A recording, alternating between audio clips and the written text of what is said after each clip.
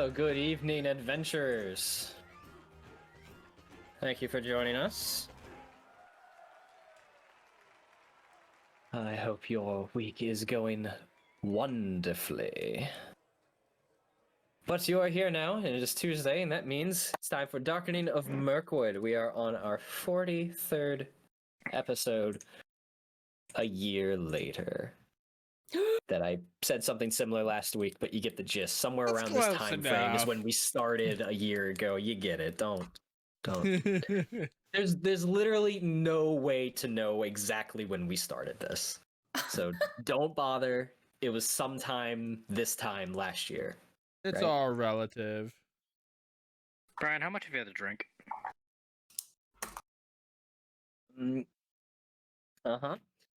So It's actually my responsibility to somebody, but okay.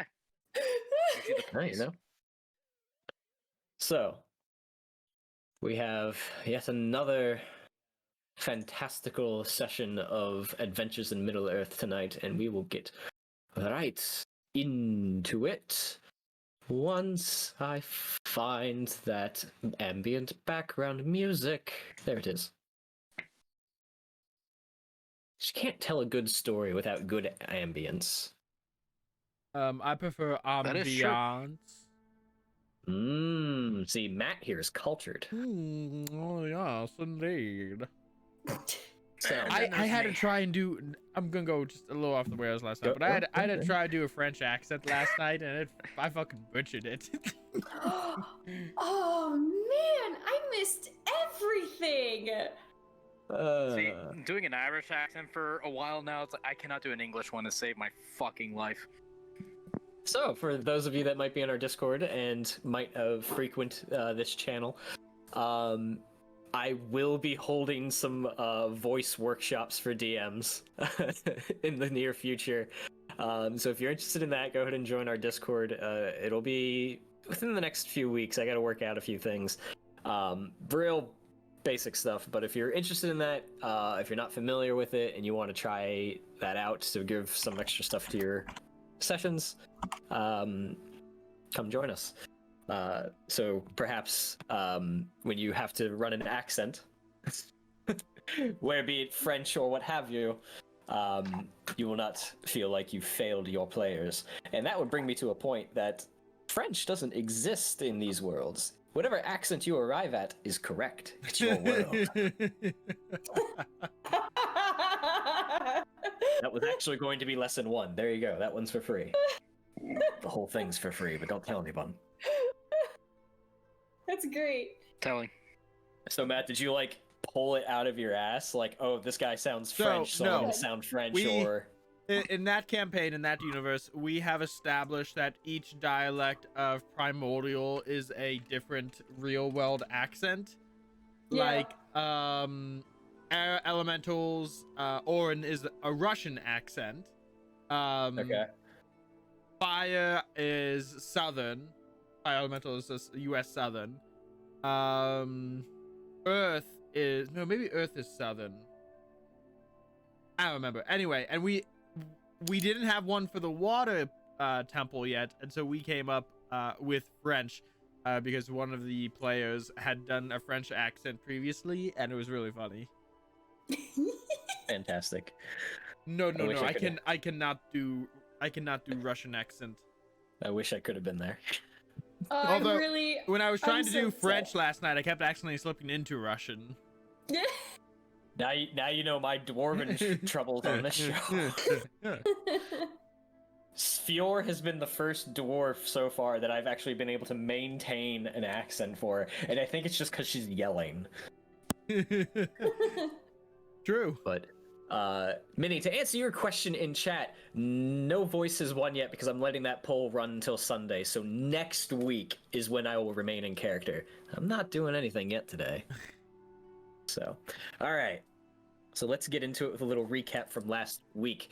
So the three of you now made your way down the river running, heading south for the East Bight with your 2 woodman companions, Evork and Grimbald. You were ambushed by a handful of outlaws who were looking to rob the woodmen of their newly acquired, newly smithened, newly christened, beautiful helm that is worth quite a lot of gold in these parts of the lands. Though you fought them off, some of them fled, but you slain some others. Though you guys walked away pretty beaten and bloodied, you traveled over the next 2 weeks down south, leaving your boats along the shore and then heading west into the East Bight. Scavenging for food as rations were running low, had your kill stolen from you by a pair of hungry hunter spiders. I'm just done just going off anywhere. No, you escaped with your lives. You eventually made your way into Sunstead, the village in the East Bight. As an early winter started to set in, a cold wind came in from the north, and snow began to fall as you arrived in the evening. Winter's coming. In the autumn. You met with Ceawin.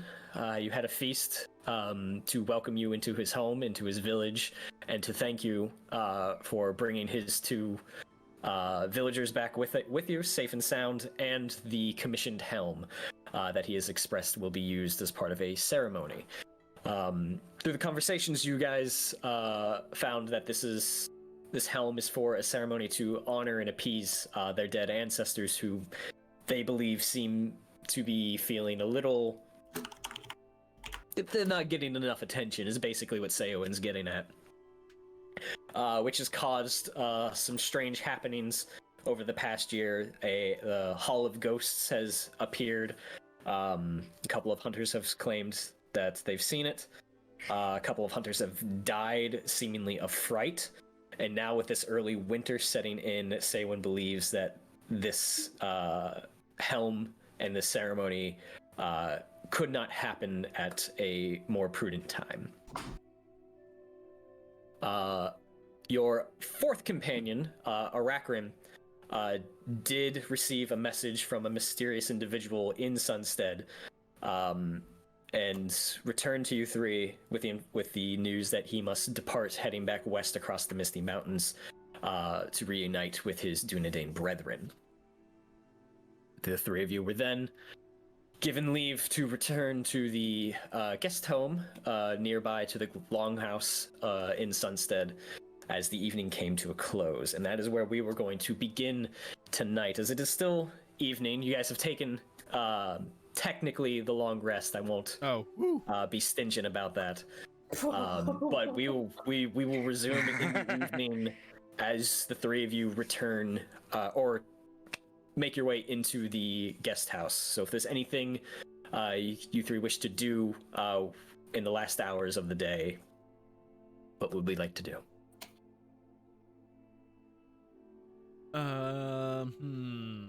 Did I make Reed Mace salve? I don't remember. I think I did.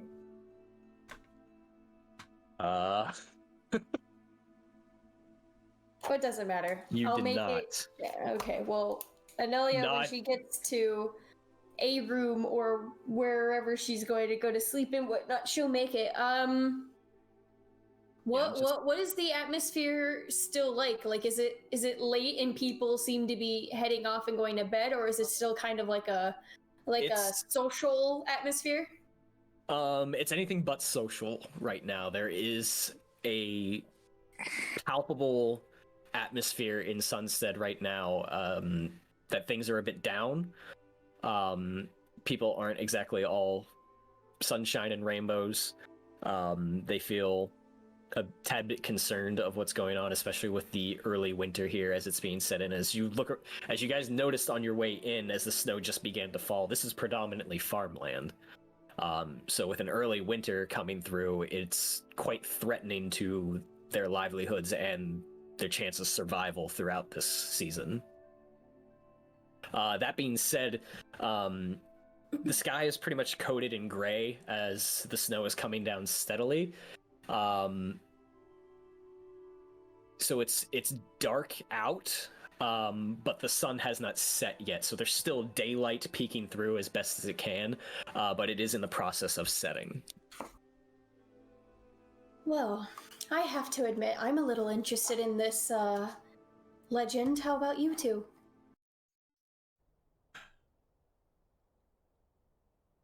I'm curious.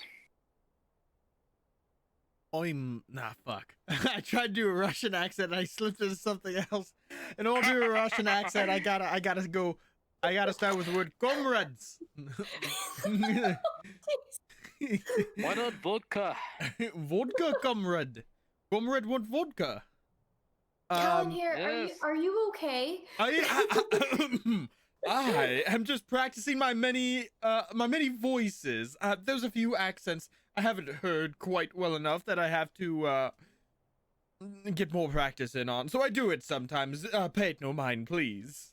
Oh, and what was that accent you were just trying to practice?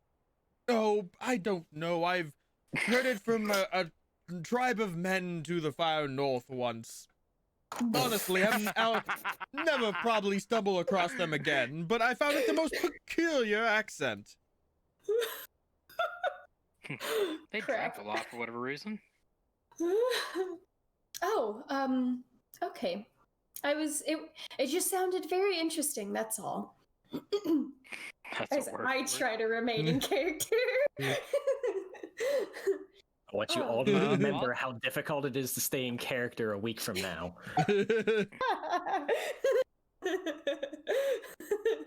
Carry on. Oh god. Volley's gonna go get a drink. Since this After is a long. just think moose and squirrel. Since this is technically before our long rest, Callan here would still be fucking exhausted, so Callan here is going to bed. Okay. All right. I'm gonna go get a drink and some food.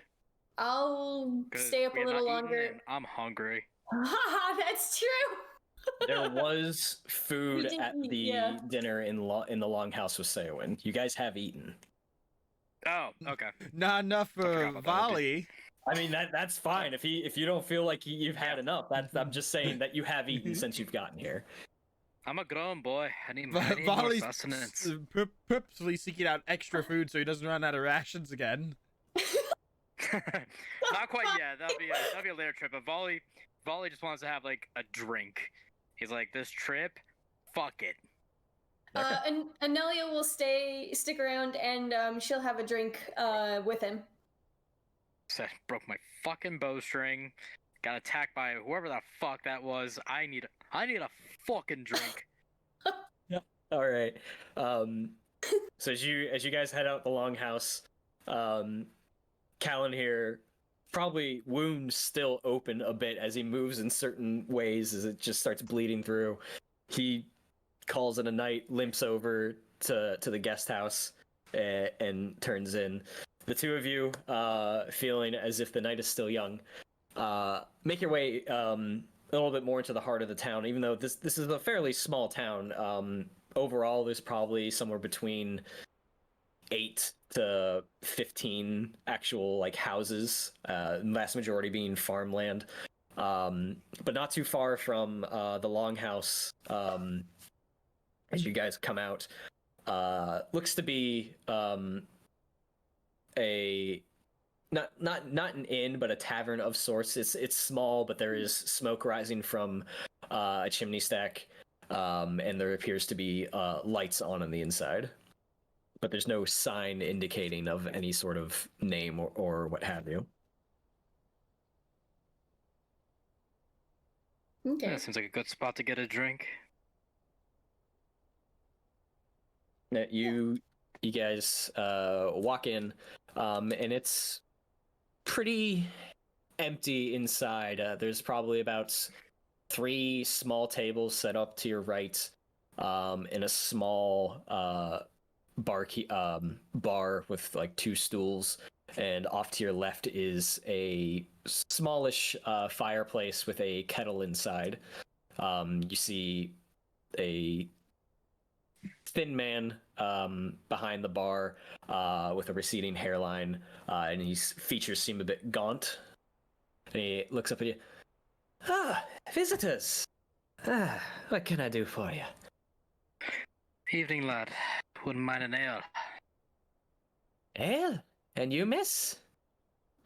What is custom around here? What is your popular drink for someone who is new here to try? Something local. Well, we're still fleshing out our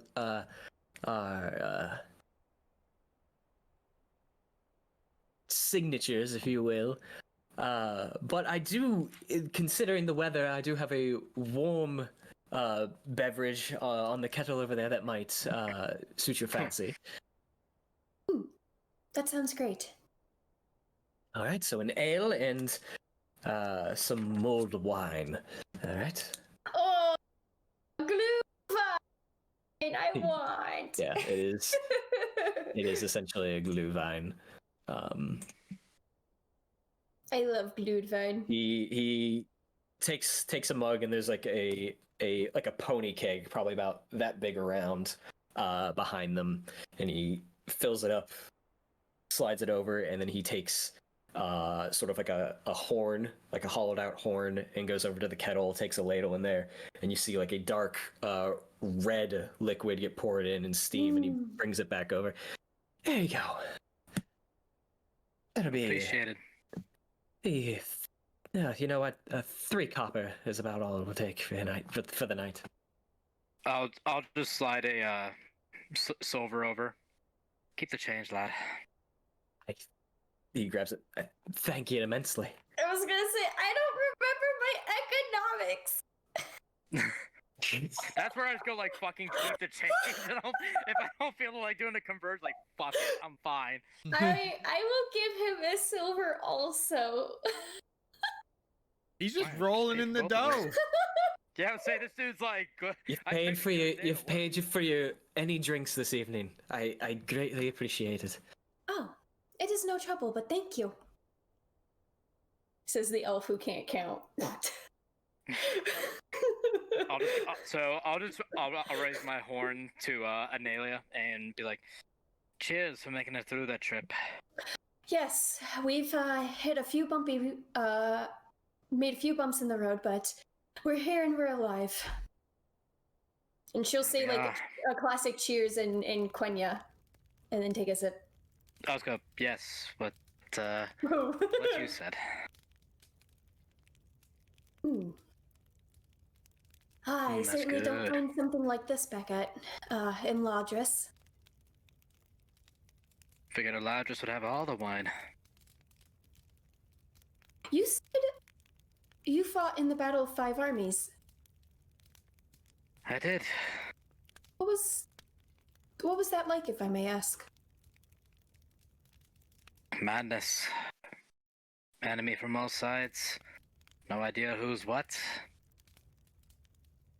All you knew is just in a training, going in and killing anything in black armor. And did you... Why did you join? Just something I was always pushed towards. My father always wanted me to defend myself. Oh. So I joined the army. Or what we had as an army then. Then, not soon after that, was thrown right into the battle. I see. Well, I certainly can't blame your father for wanting his child to be able to defend himself. I think that's pretty respectable. And you do just fine.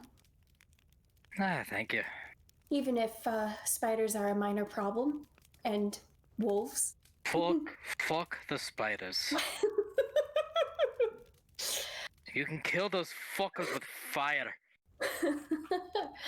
Yeah, no, they're no fun. Normally I'd like to think.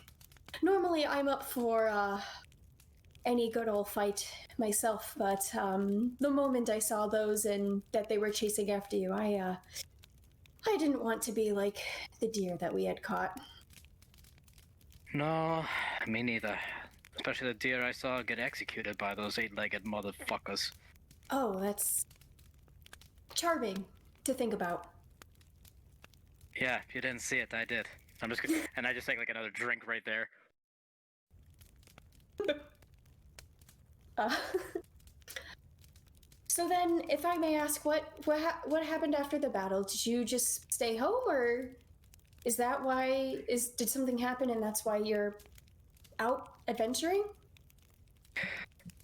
Just seeing the devastation that they caused, figured I'd do what I can to take care of it if it plagues any other area, so it doesn't turn into another one.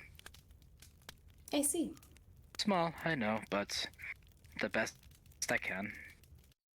It's something, and I always wanted to get out. I always wanted to get out and travel anyway. Me too. Me too. Well, if anything, it's definitely a noble purpose. Thank you.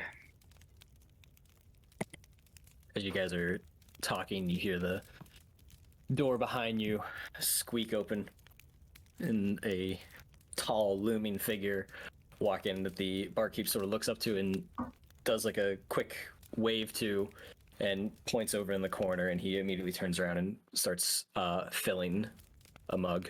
And the figure goes over into like a shadowy corner and sits down. You recognize the garb as the same individual that was in the longhouse that spoke with Arachron earlier this evening.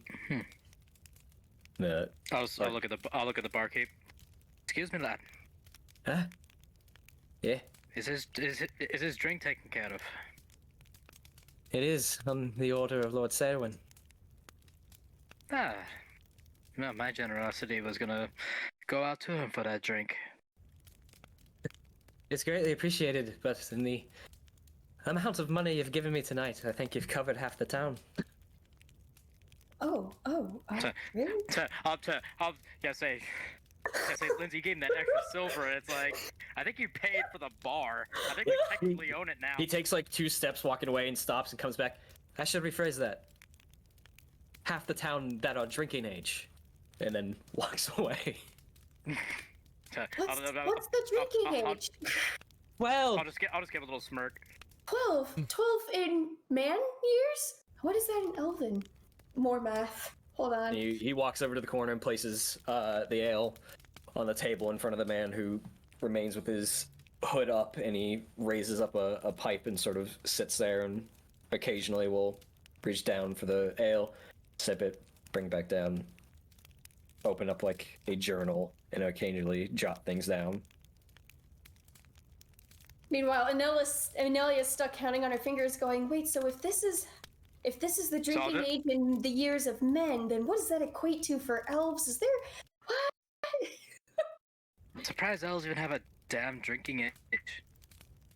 Well, I suppose that's true, but it's not like you can just start drinking right when you're born. You do need to have and learn some sort of control. Wait, so then she opens her journal and starts jotting down like a math equation to try to figure it out. I'm just gonna kind of thud my head on the bar.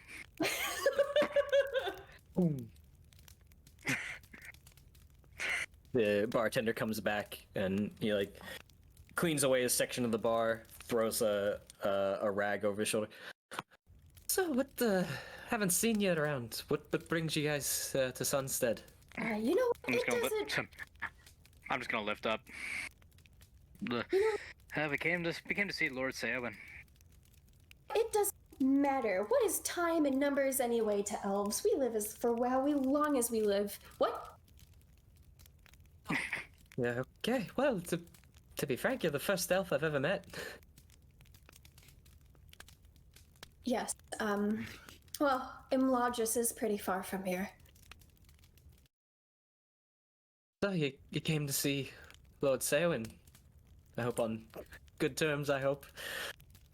Yeah, we just had to bring something to him is all.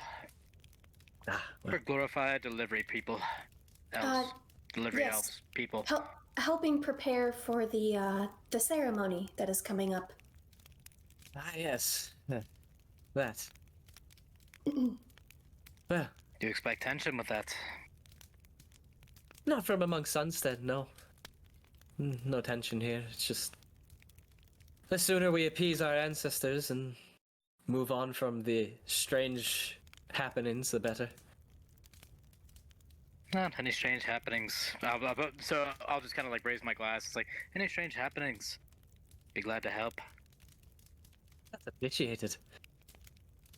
Don't need mysterious houses appearing in the wood. Don't need our hunters returning dying of fright. And if this winter's not supposed to be here for another few weeks. Dying. I'm not a fan of the cold, lad. I mean, as far south as we are, winter eventually comes, but we usually have more time to prepare for it. You don't know anything about where the house may have appeared from the story, do you? Recently? Yes. Personally, no. You wouldn't catch me dead inside the tree line. Not under the eaves, no. Valor bless me, no. No, I would not. It was a bit north of here from what I've heard. But any bit of the specifics, no. The legend goes that it can appear anywhere within the tree line of the East Bight. Yes, that's Wherever... that's what Lord Ceawin spoke of too. Yes, wherever you would expect not to find a house is where you would most likely find it. And as the legend goes, it only appears to those who are in dire need of shelter. Dire need. If you believe the legends, yes.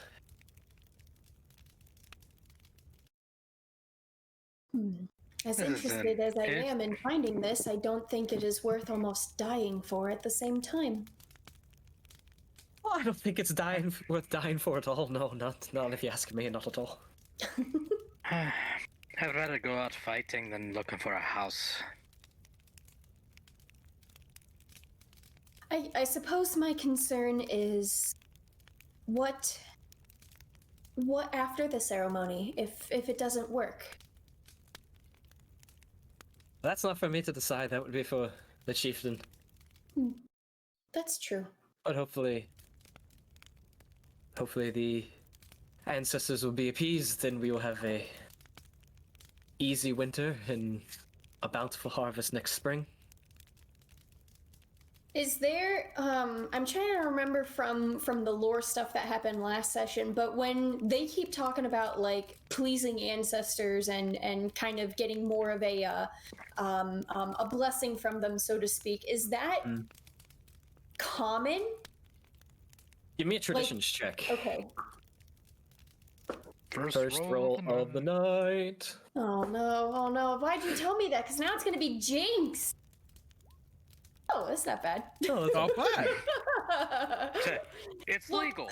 Anelia's rolls are really, they scare me. I've never been so scared as a character. Like everybody else's rolls in terms of like other characters that I play as, for some reason, no problem. But Anelia, I'm like, ah. Anyways. So, you would understand that's the current inhabitants of the East Bight and Sunstead, Ceawin's people, are distant kin to the Woodmen, and have really distant lineages to the old Northmen who disappeared mysteriously thousands of years ago. So it's not abnormal within their culture to honor their dead, honor their ancestors, and bring tribute to them in some fashion to receive their blessings, to help them through either troubling times or what have you. So this is by no means abnormal for a society like this to do. Okay. It's might be a little foreign for you, an elf of Rivendell, considering your ancient ancestors are probably still alive. That's really interesting to think about, but yeah, I get your point. So, yes, this isn't unheard of. Okay. You wouldn't find this outside of woodman culture. You probably wouldn't see this in Gondor or even Dale, for that matter.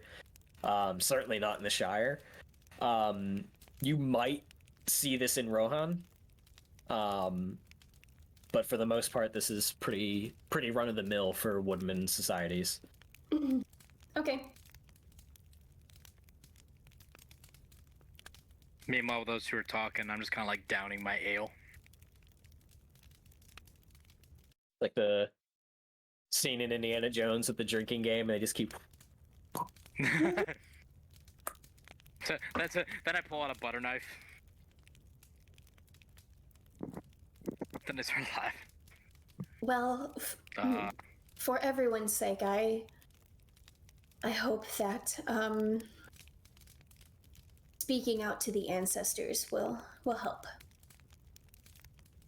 So I, and I thank you for what you've done, and I thank you for being here. You've done us a great service. You're welcome. Are there any others that are to join the ceremony? Anyone outside of Sunstead here? No one outside. Not that I'm aware of. I believe Ceawin will probably bring a guard of 2, and anyone he invites, but like I said, you won't catch me dead inside of Mirkwood. Right. It was bad enough getting here from the West Anduin Vales. Right. Well, for better days, and thank you. You're certainly welcome.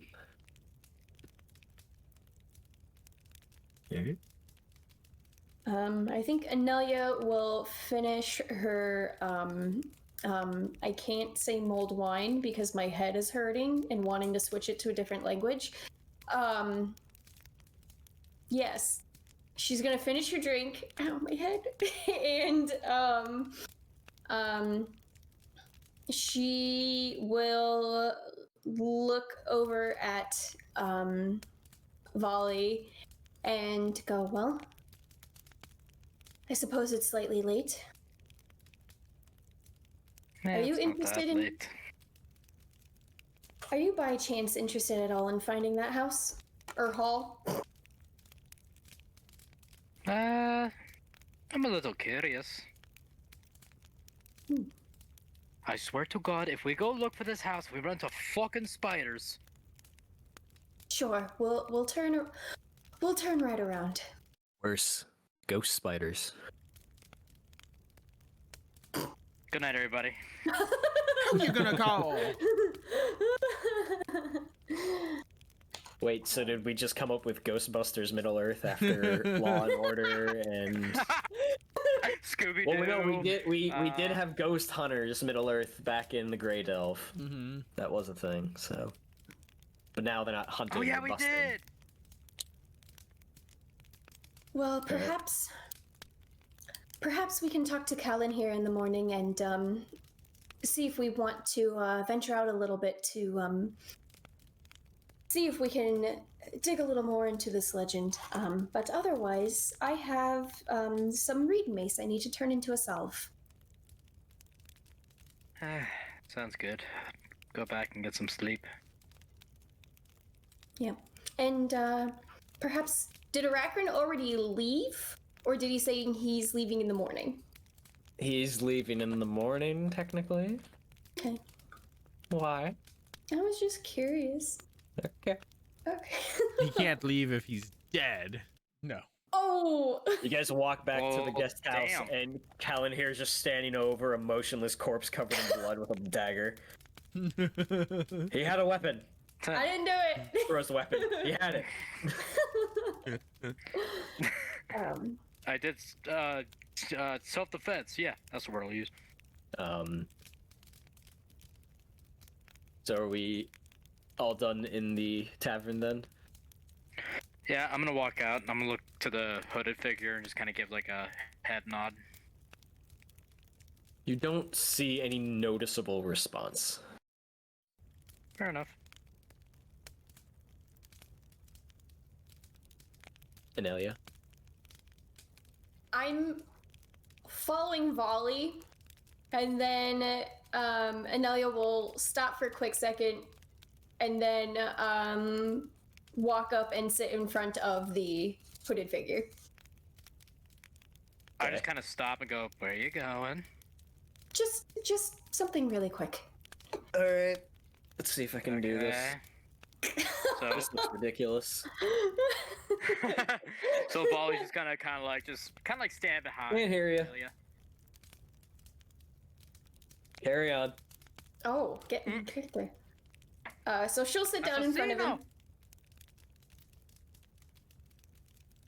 Yeah, you sit down across from him, and from your perspective, he's looking down at the table, but you do see the head sort of move up in your direction, but much like the camera is showing, this is about all you see. So, and as Anelia sits down and his head moves up slightly, she's gonna do that kind of like slightly childish, like, hello? And try to look underneath a little bit. Oh no. We're getting into a bar fight. Can I help you? Oh. No, it's fine. I didn't mean to trouble you. I was just trying to see if you were someone I knew, that was all. I can promise you I haven't seen you until today. Well, fair enough. Volley's just gonna kind of do like a damn. Well, that's fair.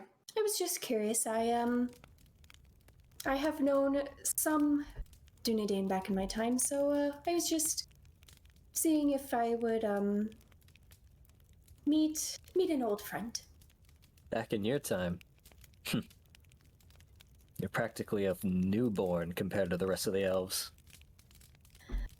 Perhaps, but I am still a lot older than men. Well, older than most, yes. But of course you're aware most in my line are currently older than you.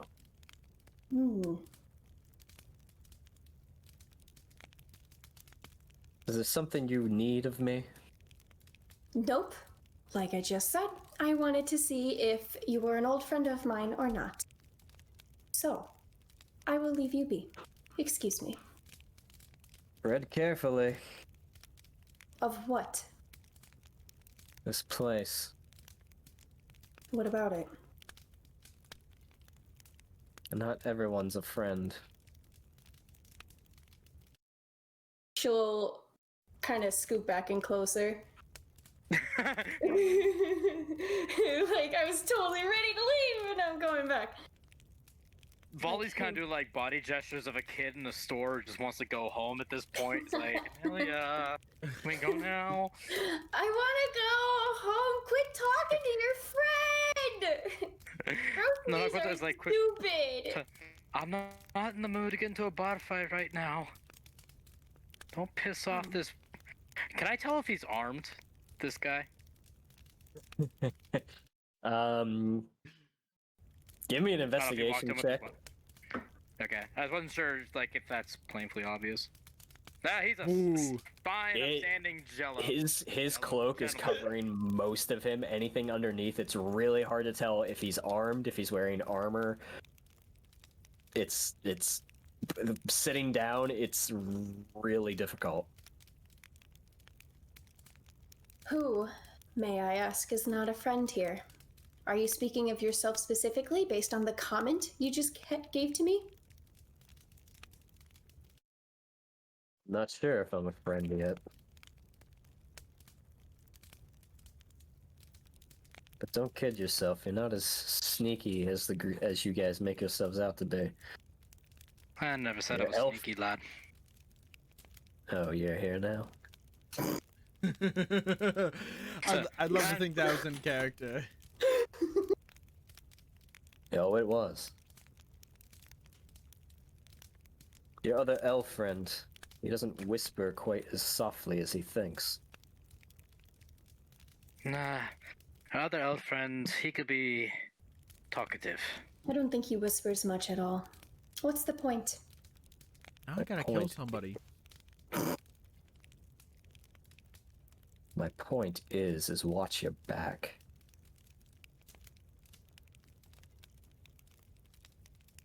I'm still determining whether you're friend or foe. Okay. Perhaps we started off How about on the wrong foot. How about a drink, friend? He literally, if this is sitting in front of him, he literally takes his pipe and goes, "I'm good." How about the cheers to new friends? Knock his drink over so he has to get a new one. No. And then you can buy it for him. What part of I don't want to get into a bar fight right now are we missing? And what would... Cheers What? to what? To making friends.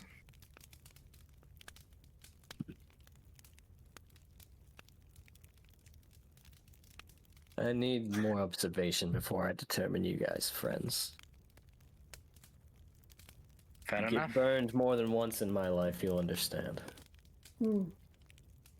I can understand that. I'm just gonna kind of put like one hand on the table. Trust me, lad. I do understand. And then I suggest you guys accept the hospitality of Lord Ceawin at this point in time. Know you're being watched. Care to share by who? Other than yourself, maybe. I think you know very well who's watching. Are you friends with our friend, Arachron? Friends isn't the word I'd use, but we at least Acquaintances? we are part of the same lineage, yes. You're a Dúnedain. I am. Very rare we run into your kind. Do you trust Arachron? Me or him. To him. I trust him enough to send him home, where he's currently needed. Do you trust the people that he trusts? Do you trust the people of his people they trust? Shut up! Are you asking me if I trust you because Arachron trusts you? Oh, perhaps. Perhaps. Or is it at least something to take note of? It's flimsy at best. Let's be honest, Arachron wasn't exactly the sharpest sword in the scabbard. I just kind of go like, I'll drink to that. Well, is there anything we can do right now to start this relationship over?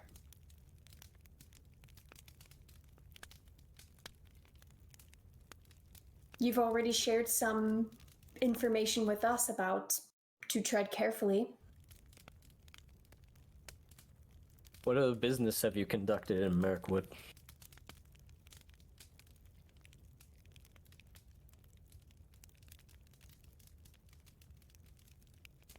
I think that's all I need to know. Enjoy your evening.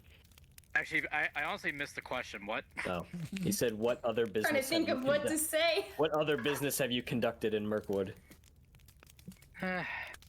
Punted a thing or two here and there, but nothing major. Alright. Just some spiders or some dark creature that's just roaming through. Give me a deception check. I tried to accept them. I've actually done it. You've done that, but you're withholding information. Oh, okay. Yeah, Folly's a plain speaking dude.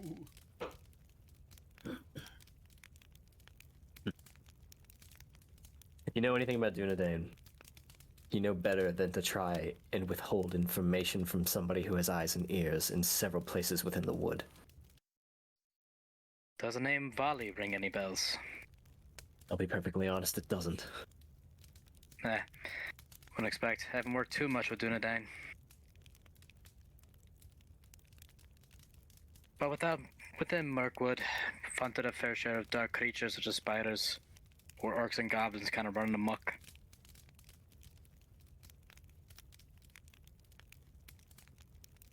Oh. I think that's all I need for tonight. Enjoy your evening. You do the same, lad. Be careful. Sounds like we're not the only ones being watched. No one ever is. Can we get your name? At least. Oh. What? Yeah. What was that? What's going We on? both just asked in different ways for his name.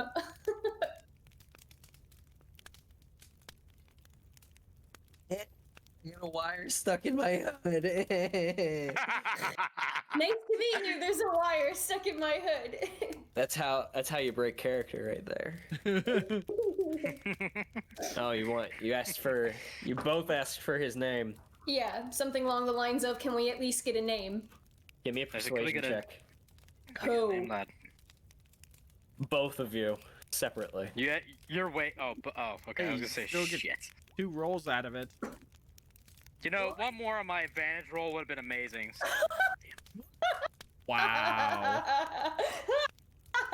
Wow. These Hey, rolls wanna give us a tonight. reroll option? My High five, Kevin. anything with charisma, high five. Anything with charisma, I suck. Oof. Oof. That's great. All right. You basically get the response of, earn it. Telescope. All right then. Pay him. Give him gold. That's how you edit it. This dude's like using any form of shady shit we do just to back off of anything. So it's no. Let's go, Volley. I believe we've overstayed our welcome. Please. Abandon ship. After saying that, Anelia will get up, stand up, and she'll give a slight nod, and then she'll turn around and start leaving. All right. I'll just kind of stare like a second longer after like Anelia like turns and walks. So just stare like just 1 second longer, and then I'll follow her. All right. You hear Anelia also like mumble under her breath, I just wanted to see who he was, and then he makes fun of my age? Just be thankful that's all he made fun of. Let's go. I'm a lot older than most people think. Yes, I've seen some elves before. Gotten in some trouble with one.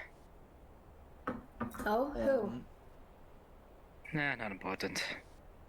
As we walk out of the bar, now that you said we're being watched, is there like a check I could do to kind of feel like if there's like eyes on me or something? Like Perception that check. feeling you get? I always feel like That's better. somebody's watching me. DMCA.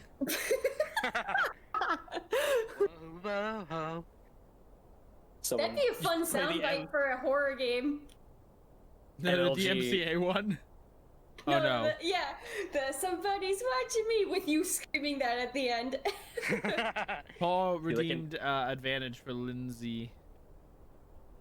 At some point. Thank you. Rough. All right, you can use that at a later point in time tonight. Sounds good. Yell at me if I forget, guys. Now you need the DMC8 and like a MLG air horn. Oh my god. Volley, as you guys make your way out of the tavern, you take a look around. You don't get the feeling like you're being watched at this point in time. You don't see anybody out. Everyone seems to be in their homes, trying to keep warm for the evening as the snow has really started to pick up and it's starting to accumulate on the ground. But no, you don't feel watched, and you don't see anybody keeping tabs on you at this very moment. Okay. Are you guys returning to the guest house, or?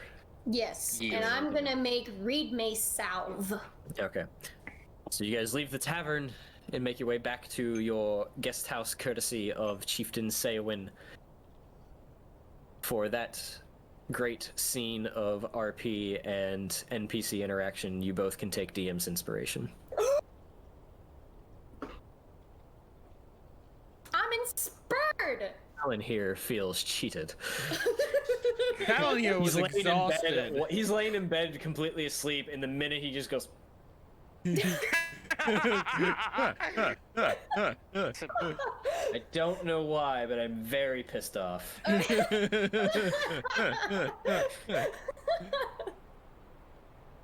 you get inspiration last session? If I did, I didn't mark it down, so I didn't. I thought you did.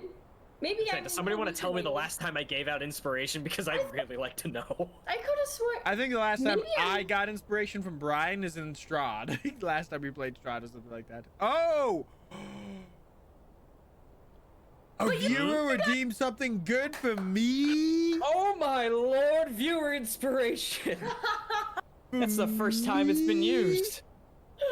I'm usually just given disadvantage. Thank you, Paul. Aww. This is where Minnie comes in and slaps you with a disadvantage.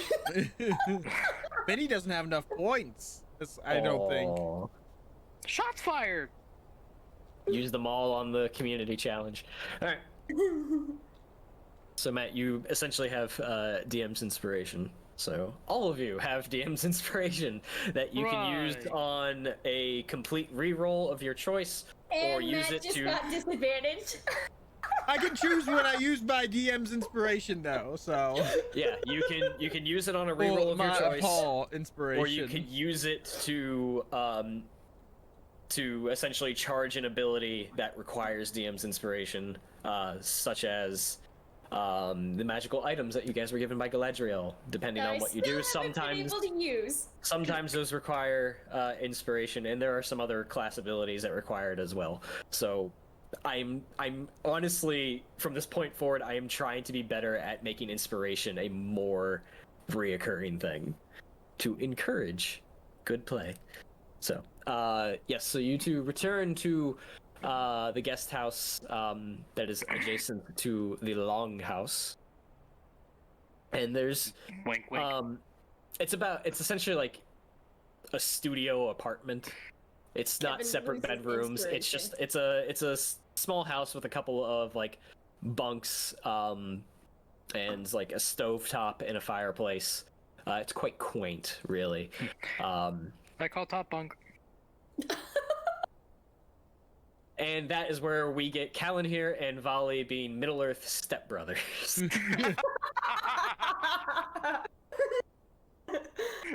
You want to go to karate?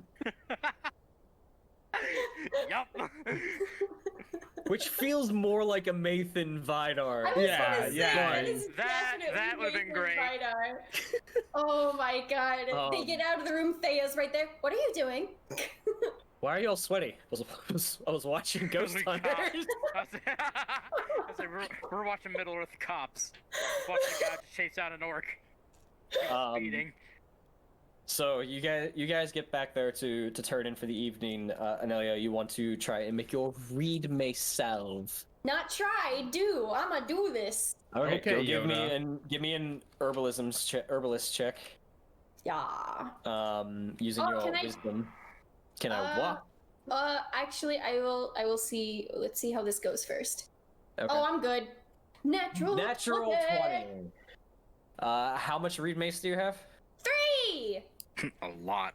All right, you are able to get 3 salves. You're able to use every last bit of ingredient, and yield essentially 1 for 1 the salve that you need with your ability to time boiling water and remove herbs at the proper point in time. So if anyone's awake, Anelia's sitting at the fire as the source of light and heat, just going like alchemical stuff or whatever, and then at the end she's just like, yes, it's perfect.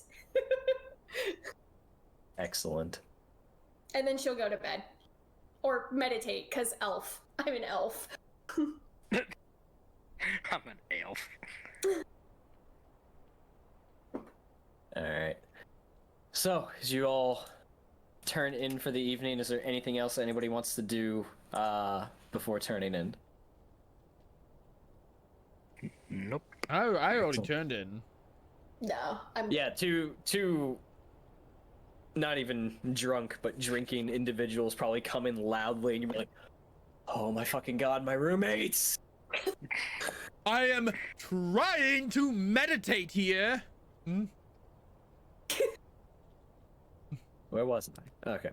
As you all turn in for the evening to get your well-deserved rest, the first rest you've had in a few weeks in a warm bed, accomplishing a long rest in this new woodman village that you have never been to before.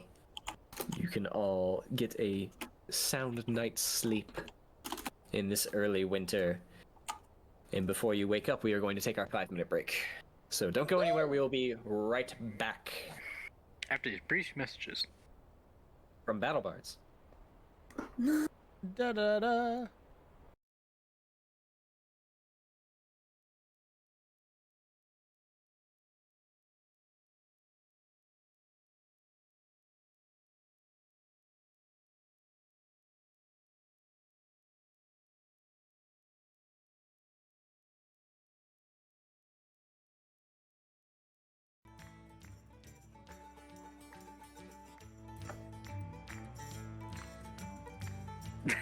And we're back. So I'm told. At least that's what that giant red light means, right? We're live. Are we What recording? giant red Oh light? damn, the red light's not supposed to be showing. You're not supposed to see that. I tell the girls the camera's off, but okay. Oh. Okay, before this gets weirder. Thanks for joining us tonight. I hope you are enjoying Adventures in Middle-earth. Tomorrow night, we'll be live yet again with Lindsay's weekly Paint and Chat. And if you're unfamiliar with such a concept, it involves around one person, Lindsay, It's me! painting, and the rest of you chatting. Very revolutionary. So please stop on by tomorrow night. She has a fairly large mini to begin work on. Will probably take a few streams unless she feels like speed painting. I'm excited! Can we get a teaser about this mini, even though it's only till tomorrow? It's got multiple With that, we heads. will turn it over to Lindsay. Lindsay? I just said it. It's got what? Multiple heads! Multiple heads. Nah, leave that alone. Kevin. The better teaser here would have been, this mini knows how to get ahead in life. Oh god. You're fired. No. That's fair. Finally! God, drinking on the job wasn't enough. Oh, no, that's headset out of the port. That's an expectation. Stand by, Drinking on this job please. is an expectation. It's a requirement. True. I mean, yeah, I've been doing...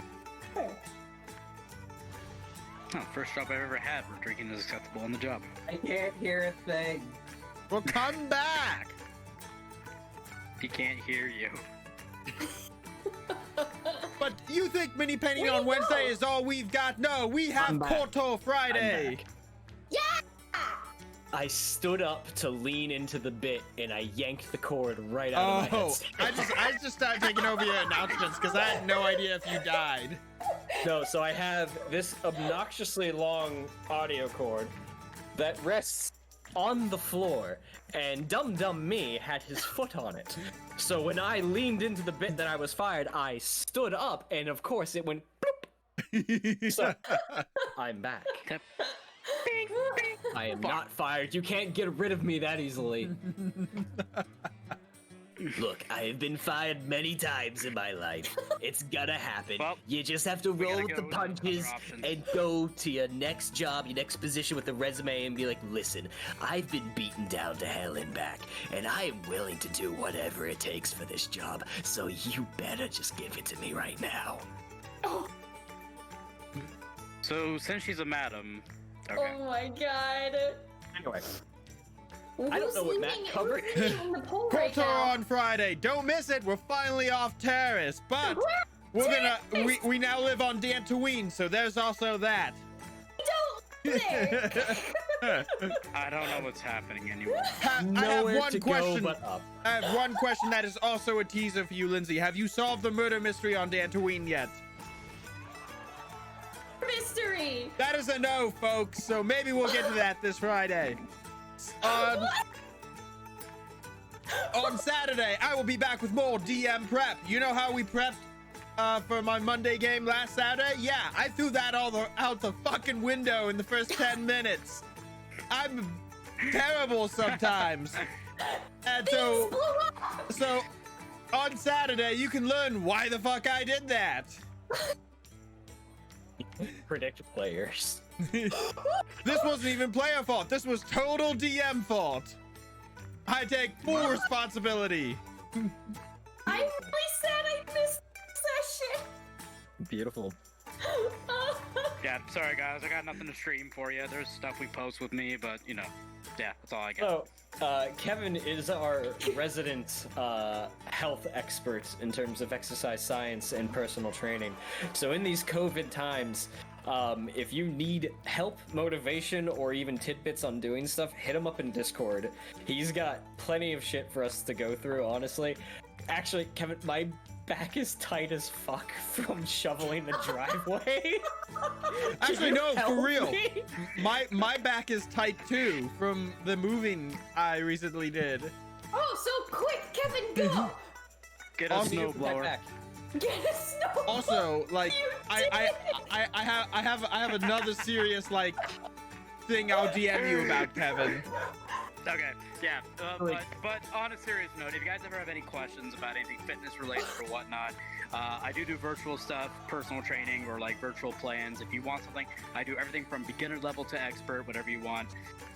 Just DM me with anything, we can talk and figure it out. I'm a relatively good listener, except for Brian, because I gotta troll him sometimes.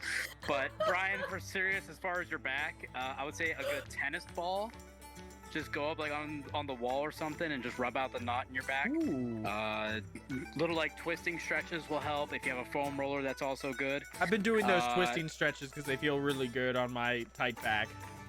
Yeah, so hold those for about 30 seconds and then take like a 10-second break and then do it again. Try and go back a little further. That's another one. It just really depends where it is in your back would help me do that. But we can talk about that another time. Mine's lower. Like right above my hips. The twisting will help you. There's a bunch of other things I can give you too, but again, we can all talk about that when we're not streaming stuff. What the that? What the heck? I don't know. BattleBard's freaked out. I feel like we just broke into another dimension. A little bit. There's a tear in the seam. But Kevin, before we move on real quick, I got a rash. Would you mind looking at that for me real quick? What that's all about. It's inconspicuous, I swear. It's just, you know. And then just do the classic SpongeBob. My eyes. Refresh BattleBards, everybody. I'm still laughing at the Brian advertising Kevin and everything, and Kevin's response is get a snowblower. I mean, you get what you pay for. I couldn't resist. I was hoping something like that would come up. That sums up your guys' friendship to a T. But wait, there's more. We have more content on the way with drunk finger painting and merch. I'm a part of it. Yeah. I still don't remember the fucking day. So what day are we doing that, Lindsay? March 13th. March 13th. I'll remember that someday. Probably the day of it. Which I will immediately forget because I'll be in a bottle of vodka. I don't see the Am I problem. gonna have to message you when it starts to make sure you show up? No, I always show up. I'm always there. I just might be late sometimes. Matt, Oh my your God. drinking has affected me in the following ways. Matt, go ahead and rejoin Battle Bards. It looked like it kicked you. Oh, did it? It's loading for me. It did kick me. I'm not playing anything for what it's worth. Paul, if it makes you feel any better, we all have to paint that with our fingers. Yes. So, wait, what was the date again? Mark your calendars, everybody. March 13th. 13th, It's everyone. the second weekend of March. So, 5 of us, actually 6 of us, Six I of think. us. 6 of us, technically, will be in Discord in the Hangout channel at what time? I don't know yet. Oh, whoa. Okay. I guess. Cut the commercial, cut the commercial. Cut the feed. I'm assuming like evening, 6:37. Let's do It'll that. be in the Discord. Don't worry about that. That's We'll small. figure it out. That's small fries. It'll be in Discord March 13th. We'll That sounds all like a be there, tomorrow or we'll problem. all be squared. It definitely has to be in the evening because we're getting drunk. I can't get drunk in the So- morning and go about my day afterwards. So 6 of us have some fairly large miniatures that we are going to be finger painting, but the catch is we are going to be drinking heavily. Within reason. Be responsible. Don't go overboard. Unless you want to. If you're comfortable with that, you're home. It's COVID. Who cares?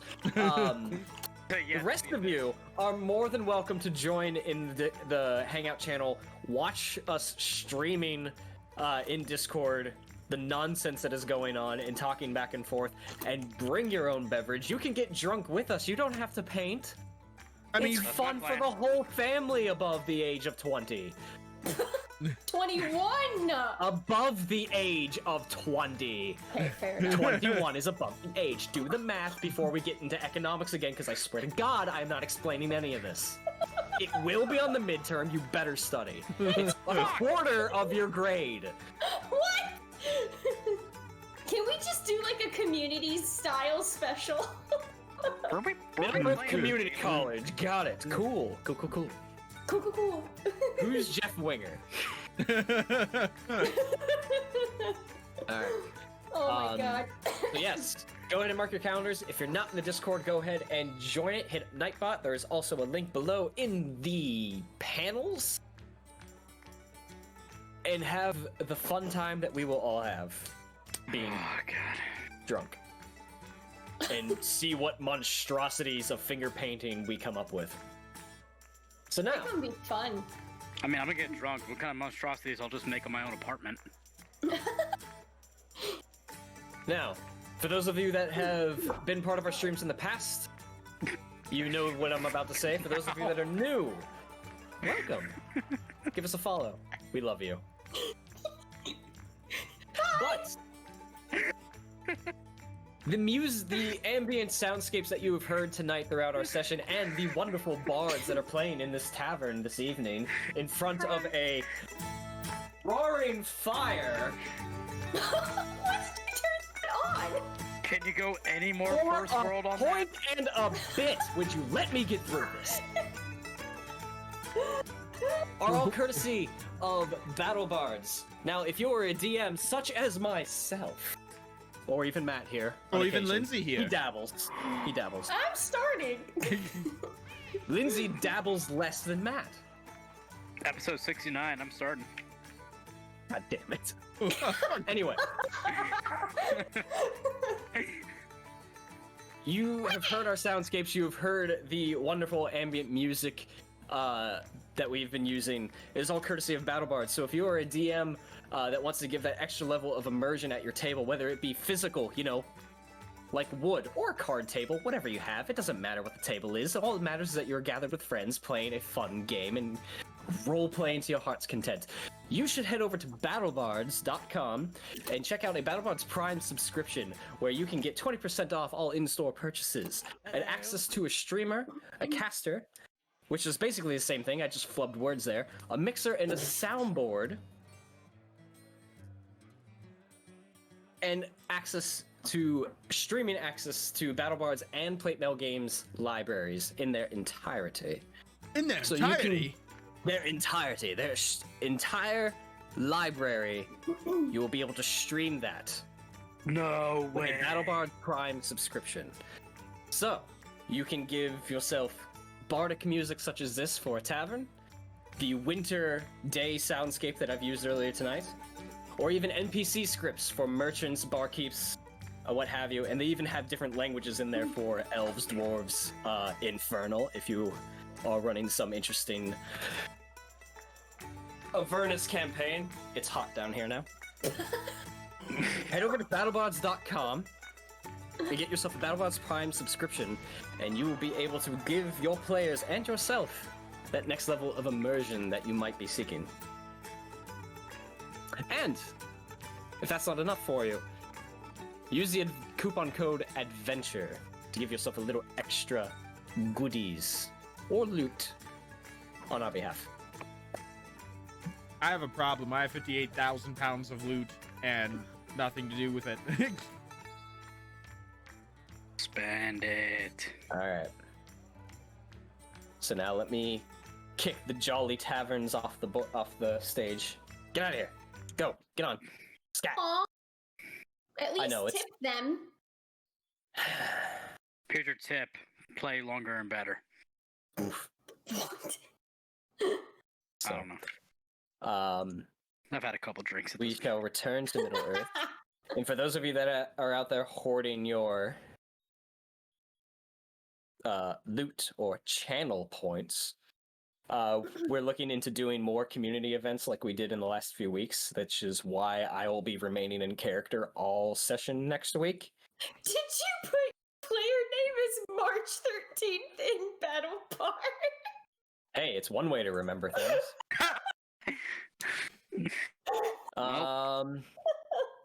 So let's return to our cold winter day. It's called comedy. Yeah, Lindsay. Oh, comedy, learn it, god damn it. I'm so laughing at Lindsay earlier. I heard a thunk on her microphone. Ow. I hit my knee against the desk. I was just laughing so hard at that. And I was like, why is that so funny? I love how we're pretty like good and serious in the first half, and then we come back and our the alcohol's next like kicking in. 15 minutes of just total. I don't know what this is. We're crazy now. It's a pick me This up of mead energy. was full when we Yeah. started. I don't know if we're joking anymore. Anyway. Brian's had more mead than me. Very true. Very true. I mean, I've almost finished the 6-pack by now, but okay. Wow. Alright. Actually, let me... I need help. Yeah. So let's return to Middle Earth. So the next day, the three of you awake. Arachron has left prior to your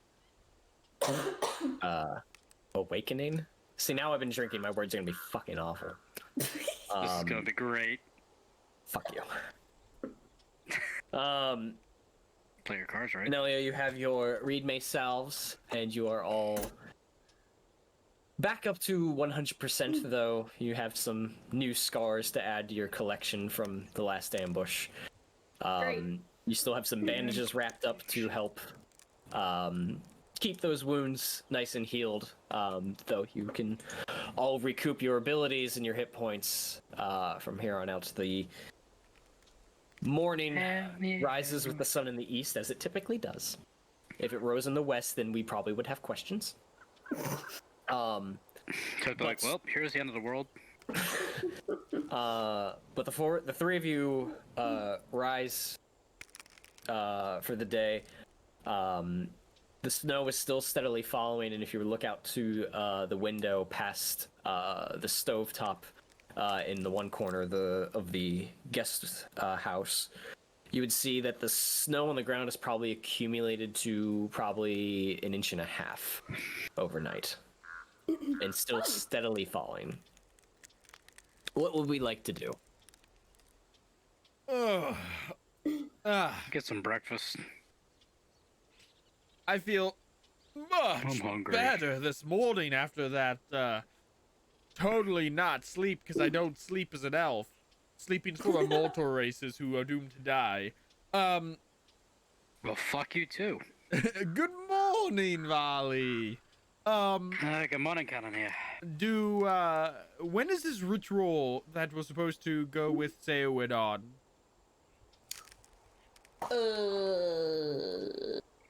You did not say. I was gonna say. We can find him sometime today and talk to him about it. Yes. That might be a good idea. Yes, I'm sure there's some time between now and then. Callan here, are you interested in seeking out the hall to see what may be a potential root of all of this? Maybe past ghosts? Or maybe I mean, I'm ghosts? interested in the hall just because people are scared of it, and it's a rare thing to find, apparently. And ghosts. What's not to be excited about? It's an adventure. We are on the same page. Well, I think we can definitely see if we can find it. However, I would certainly like to make some rounds in the market and resupply on a few things. If you guys are okay with waiting, or if you would like to join me. I'll join you. We Okay. should Come along. talk to Ceawin today as well. Yes, probably confirm when the ceremony will take place and see if he wishes to share anything else with us. Oh, Vali, we should probably tell him about what our friend told us last night.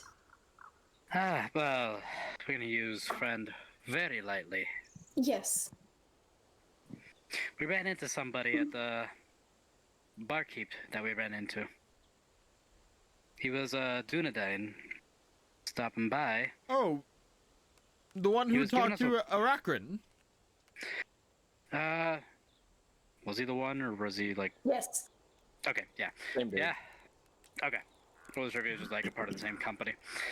Yes, he was the one that picked up Arachron. He was warning us to keep our eyes open. Now we're being watched, and you need to shut the fuck up more.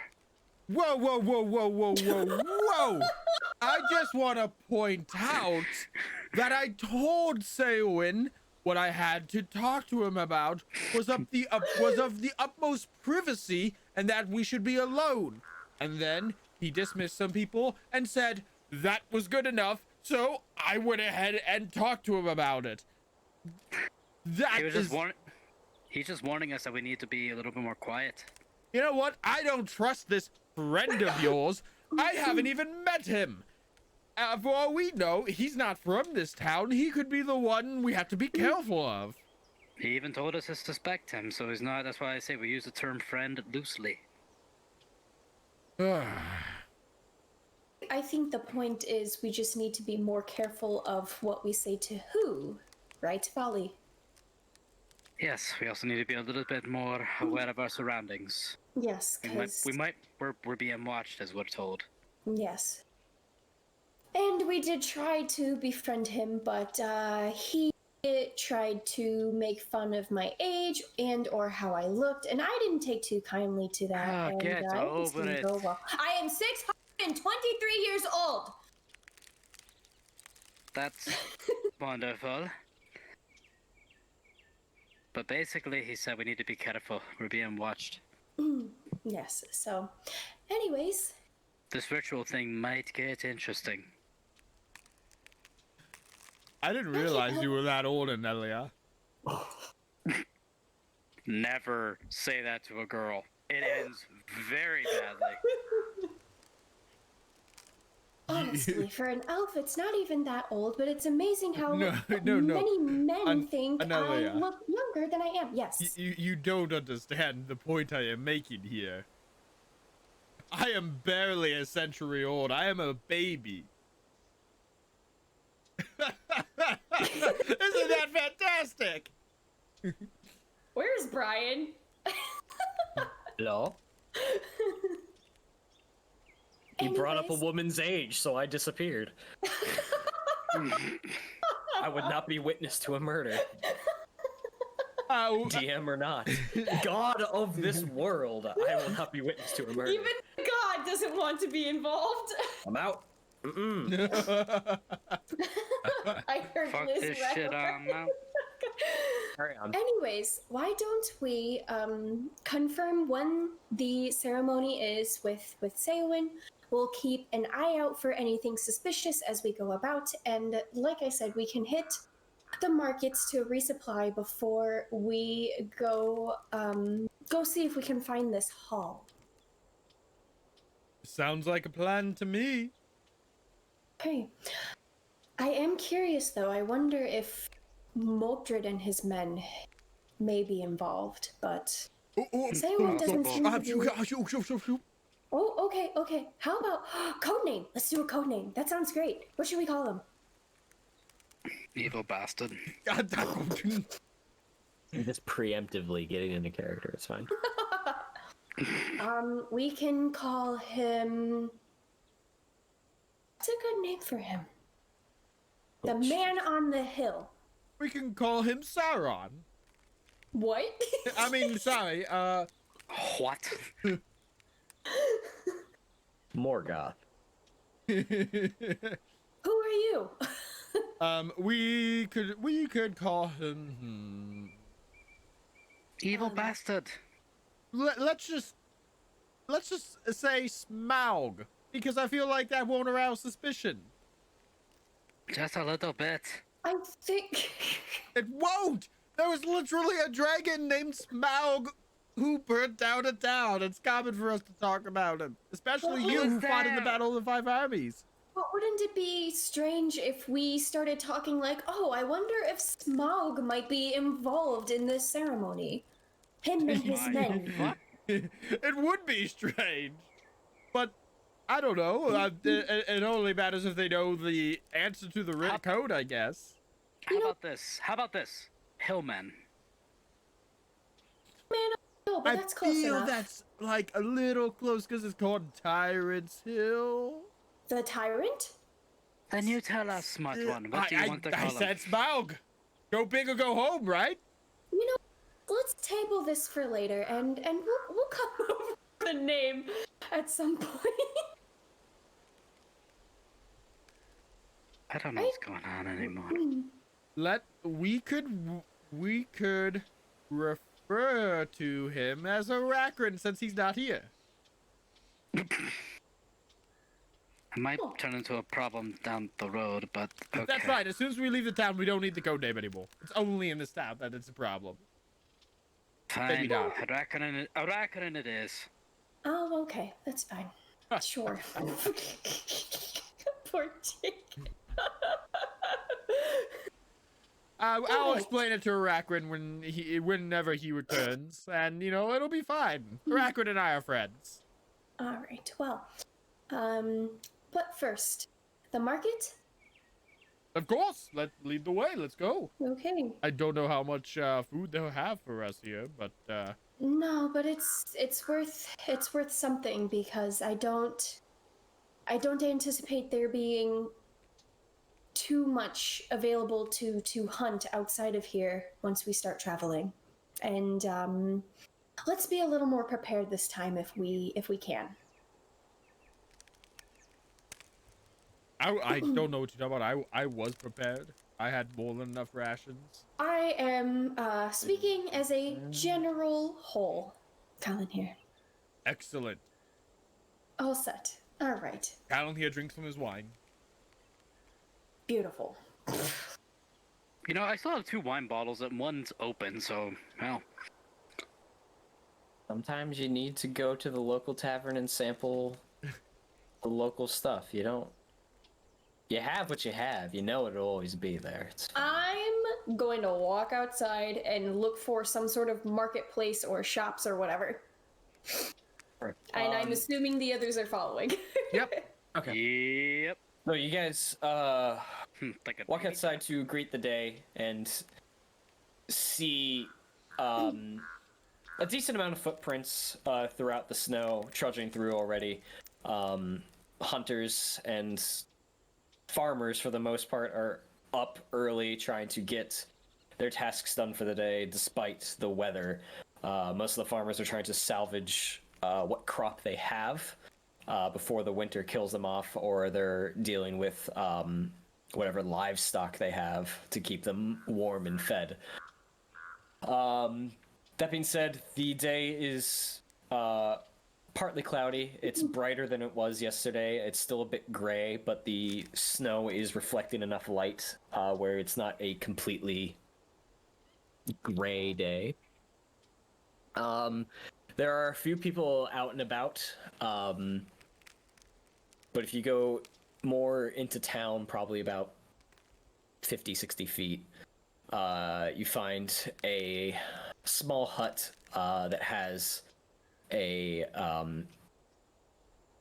like awning tent out in front, but is not manned currently. There's no one there, but there's actually a sign written in crude Western saying "See inside for service." Okay, I will walk inside. I want to do something very important really quick, DM. Go on. How much snow is on the ground? About 2 inches, 1.5 to 2 inches. I want to sleight of hand a snowball and just keep it with me for a little while. All right. Yeah, give me a sleight of hand check. Please fail. A 10? Oh shit! Man. that burns my disadvantage. I mean, that would have been 10 anyway, but that burns my disadvantage. Oh man. All right. Wait, why are you disadvantaged on that? Because mini. Yeah, because of Mini. Yeah.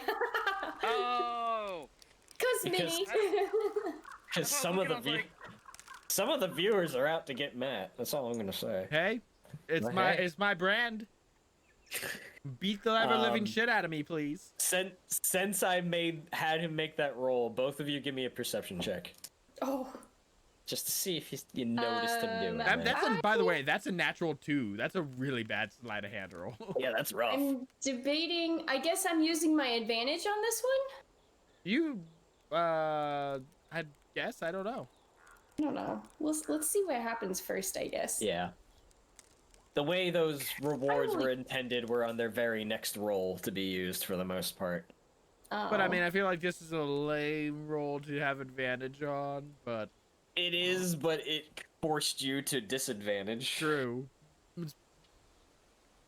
Okay, well. I mean, chat. Wow. Okay, that didn't really matter at all. I was gonna say, would you prefer the rewards for advantage, disadvantage to give the player a choice when to use it, or is it forced in their next roll? I'll let you guys decide. Talks amongst yourselves.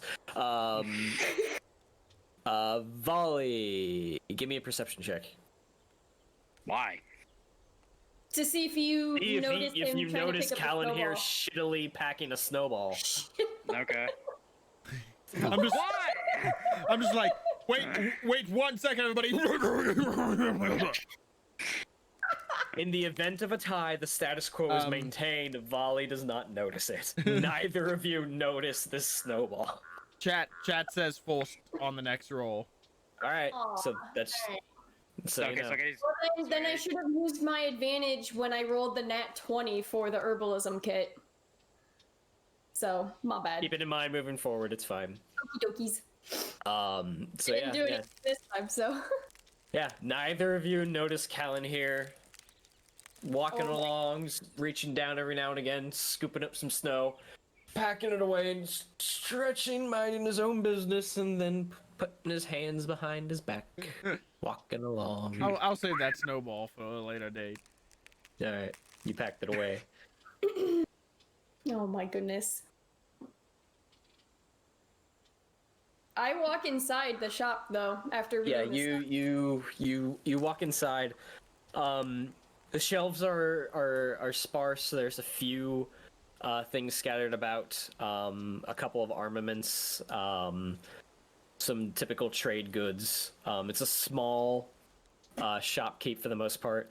You see about a middle-aged brunette woman with a ponytail that also like has a braid that wraps around the crown of her head. Good morning. What can I do for you? Good morning. We were hoping to buy some supplies here if that was possible. Of Certainly possible. What are you looking for? What are you in the market for?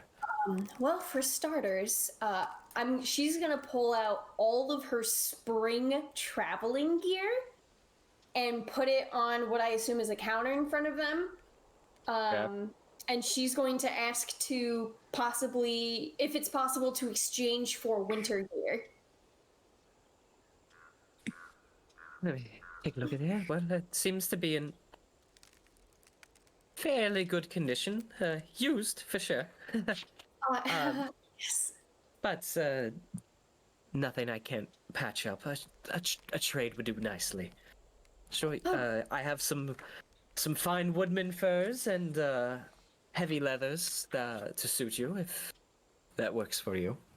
Yes, that would be perfect if it's somehow accommodating with her armor also, but I can promise you to keep you warm. I can't promise you to accommodate. fair enough. She takes your stuff and puts it behind her counter, and then walks off to the side and pulls off sort of like a hanger, a large fur cloak. It's furred at the shoulders and probably down to like just about the end of the shoulder blades. And the rest of it seems to be a heavy brown cloth. There you go. It's a bear skin. Will keep you very warm in the winter. As far as boots are concerned, we have some fox furs over here that would also work as well to help you. Some black fox. And of course, here's some nice pair of brown leather gloves for you. Question. Yes. In my inventory, as part of starting gear, I got a pair of boots. Mm-hmm. I don't know if this is considered the footwear I am already wearing while geared, or if this is like an extra pair of boots.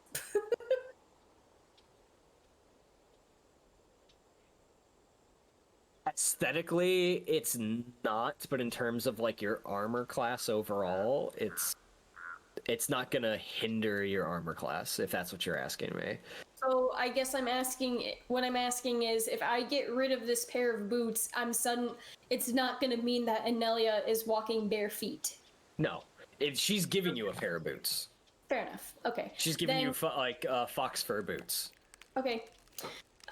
Then I'm going to also put up that pair of boots to see if that adds to anything, or if that ends up being some compensation or currency back to Anelia, since she's more than willing to accept it as part of the trade. Okay. But if you're looking to actually like sell it, that would be something else entirely. That would probably be about like 5 copper for the boots, if you're looking to get currency out of it. But she's more than willing to accept it as part of the trade entirely to get your winter gear. Full winter gear. Yeah. All right, then I'll trade it. Yep. She takes it. She gives you the cloak, the boots, and the glove. I have a problem. Shut up. I just like the Captain Morgan pose as you're pouring it. I'm DMing like this from now on. Carry on. Is there anything else I can do for you? Yes. Do you happen to have any rations? That was an accent? Sure. Rations. Vanilla accent. Yeah.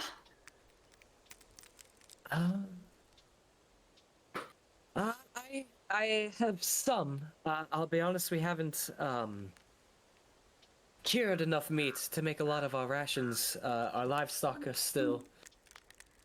Well, the winter we weren't expecting so soon.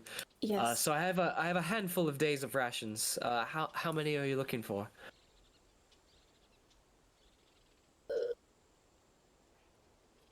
perhaps, I don't know, perhaps at least 2 or 3 for each of us. With each, I luckily do have 6. And this is where I'm going to break out my Middle Earth calculator. My abacus. 720 copper. Carry the 1. Stop it. Let's see here. 200 gold. That would be about 3 gold pieces for 6 rations total. Unless, of course, you have something you're willing to barter with. Silver? What about silver? How much is that? That's gonna be 3 gold pieces. Is gonna be 30 silver. Wait, what? 3 gold pieces is 30 silver. No, 20 silver pennies is 1 gold. Is the economics wrong? 1 gold piece. All right, welcome back, class. Oh. Class is in I hope session. you studied, and we are going to go over last night's homework. 1 gold piece is equivalent to 20 silver pennies. 1 silver penny is equivalent to 12 copper pieces. Now, if you want to convert copper to gold, 240 copper pieces is that 1 gold. So 20 silver is 1 gold. Yes. So it's 60 silver. Correct. You get an A. I need to fix something. Fudge. So, do you either have 3 gold pieces or something to trade? Or you can potentially haggle for a lower price. Let me see. Oh. I just. No, Callan here's got it. Callan here's got this. I'll worry about editing that command in a little bit. Callan here is going to just walk up, and he's just gonna be like, he's gonna approach the shop owner and be like, I travel with my companions here, and you see we recently, you know, had a meeting with Ceawin the Generous, and we're here to help out around town and make sure, you know, everything goes smoothly. We help deliver the helm. Pleasure to meet you. You may call me Callan here. And I apologize, I missed your name when my companion first walked in. You're part of the group that's brought in the helm. Oh, why didn't you say so? It is an honor to meet you. I thank you greatly. I'm Brunhild. Brunhild. Ooh, that is a strong name. I like it. What do you say, Brunhild, that you and I sometime, you know, have some ale in return for just, you know, everything we do here in town, and getting those rations, you know, just a little bit off. Wait and check.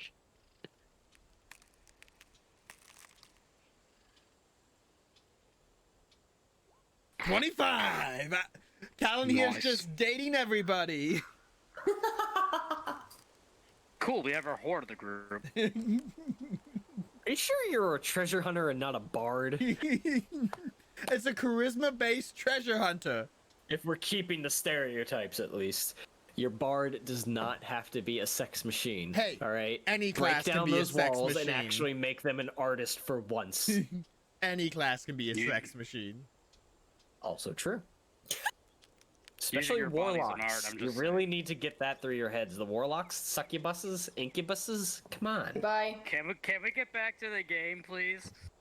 Anyway, I need an adult. It's always a pleasure to meet you, elves. Considering what you've done for our village and what you're willing to do further, I'm sure I can part with these for a gold and 10 silver. So that's... What is one gold? Wait, 20 silver. 30 silver. 30 silver. Wait, Jesus.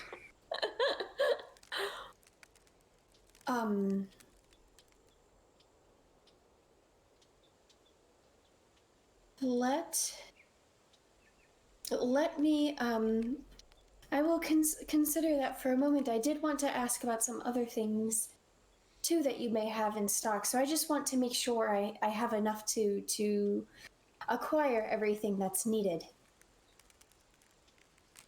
Certainly.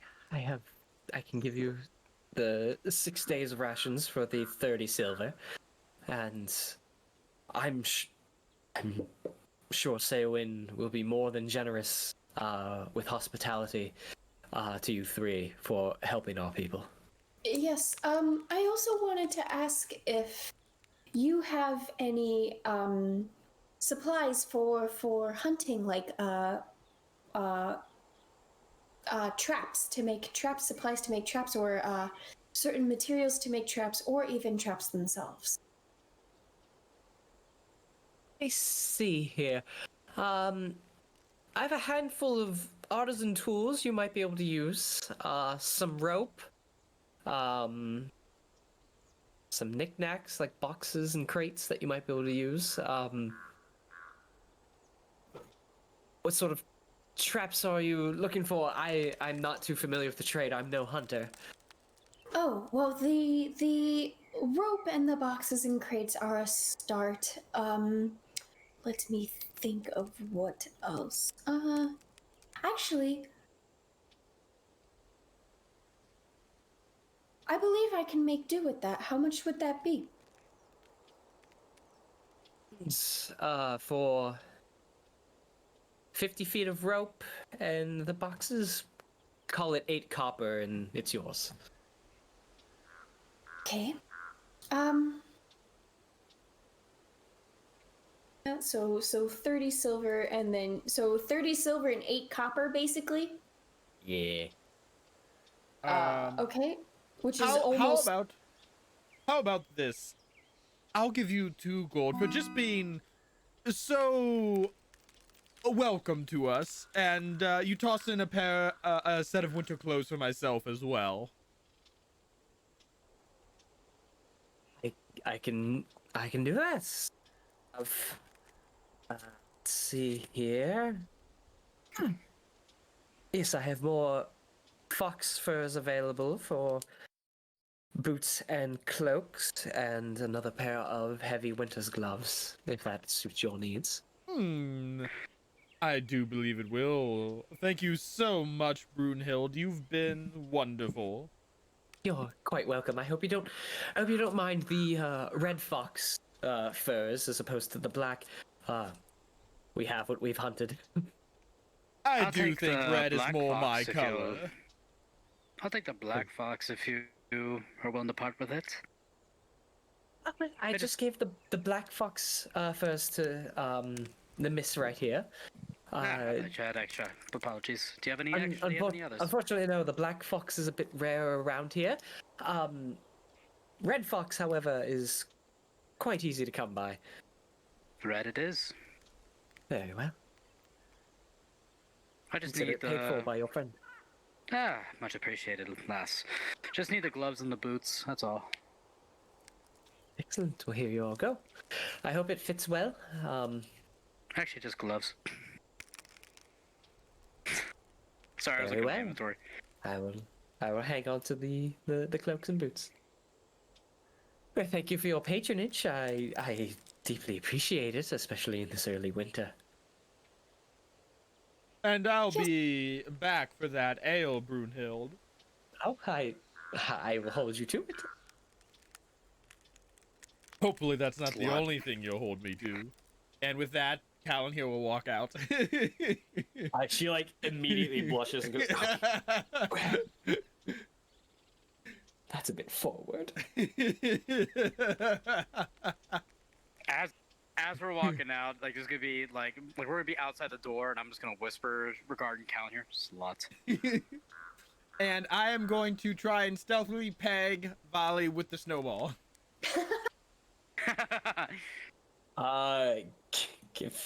Roll a d20 and that's a precision weapon. Add dexterity. Nice. I'm gonna go ahead and use my. Should I use my? Yeah, I'm gonna use my inspiration here. Okay. Wow. All right, re-roll it. Can I dodge?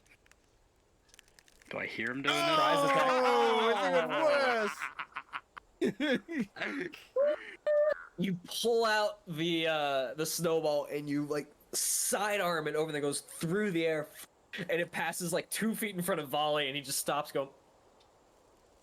So, I'm just going to pretend I'm just like looking at the sky. I'll just turn back.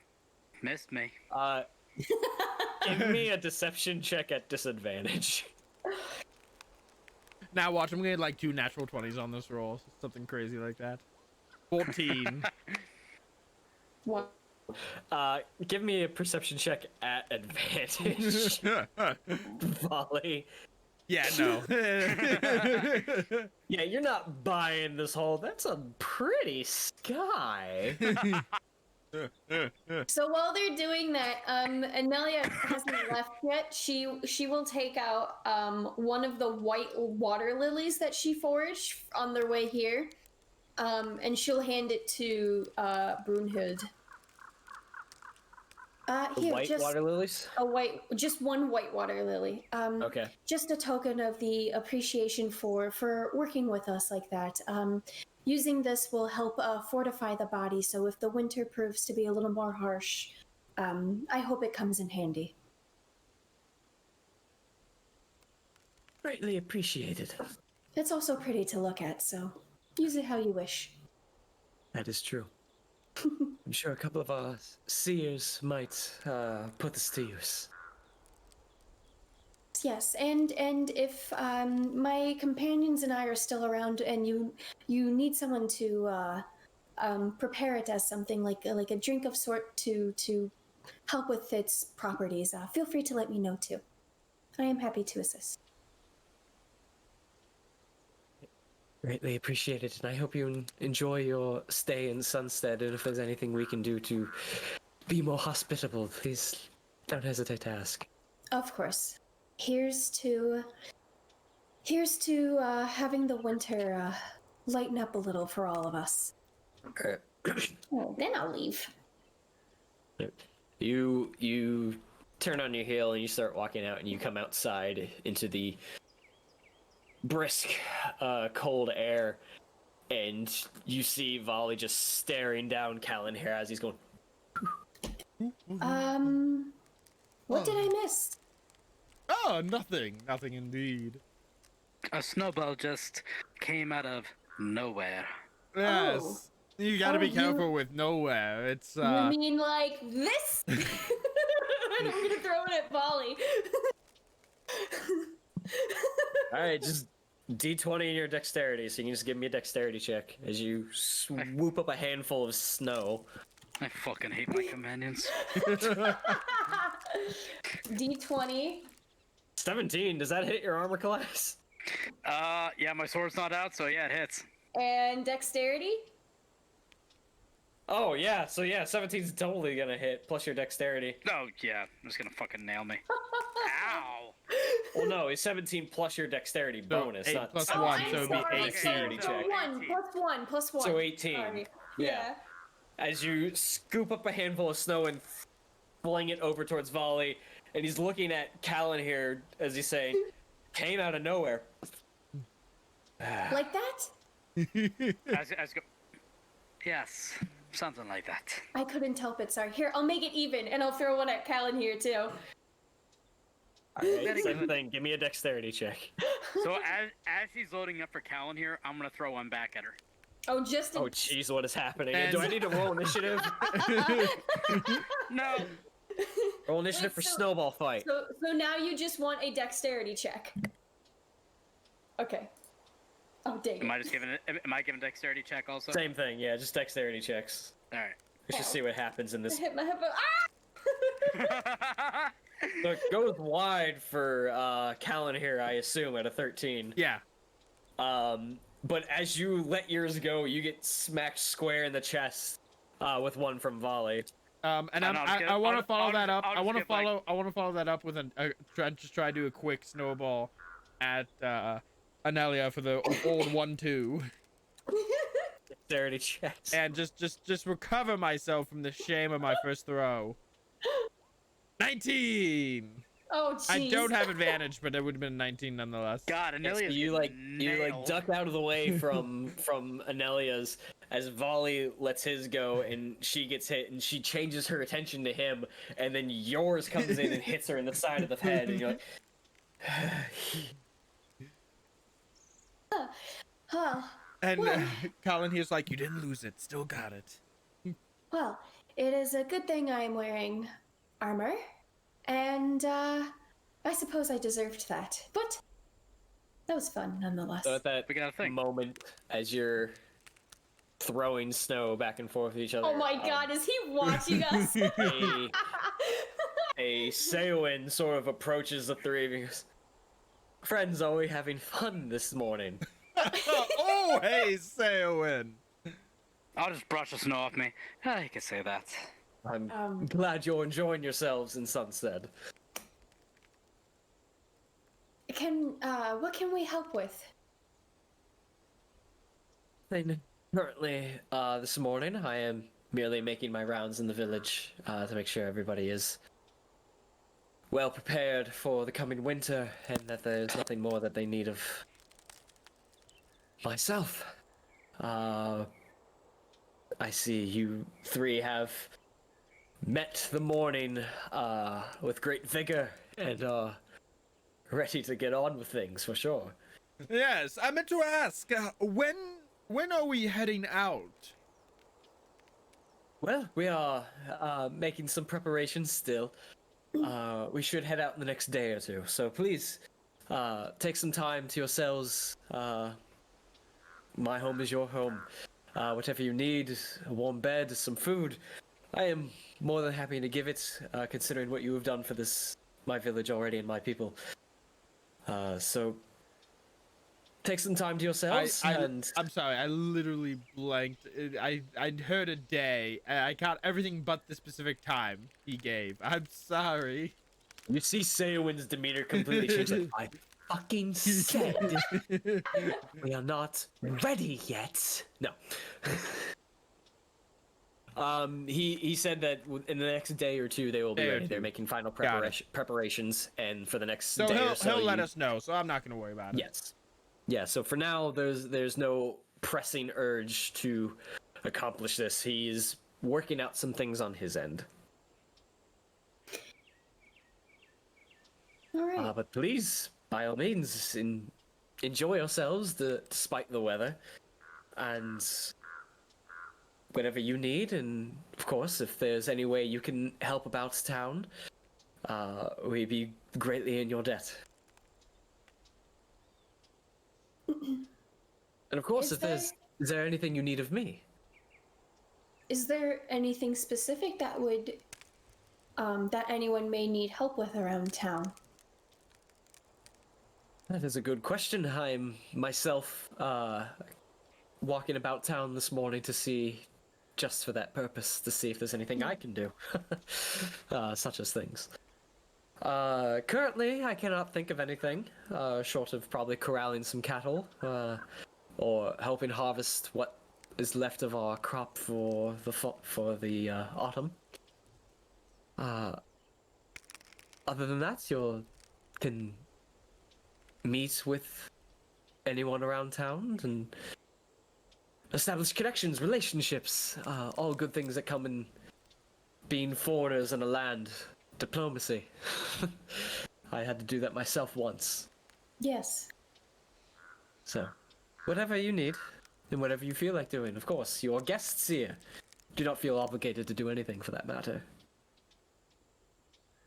Thank you. Yeah, you're quite welcome.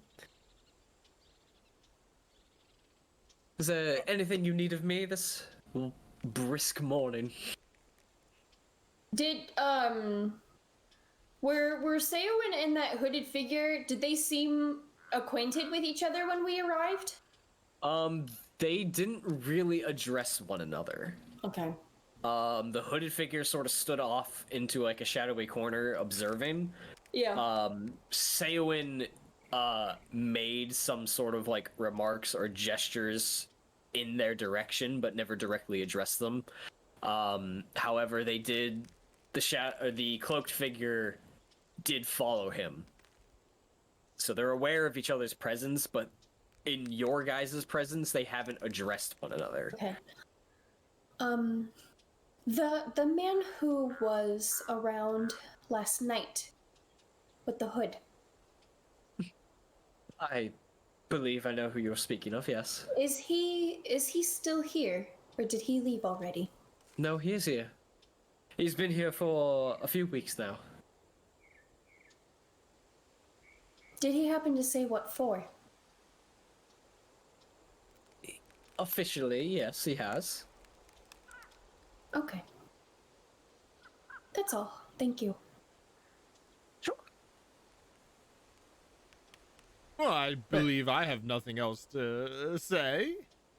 Very well. Well, then you're more than welcome to have the run of Sunstead. And if there's anything you need, please do not hesitate. I will come fetch you when the time is right for the ceremony. Shouldn't be more than a day or two.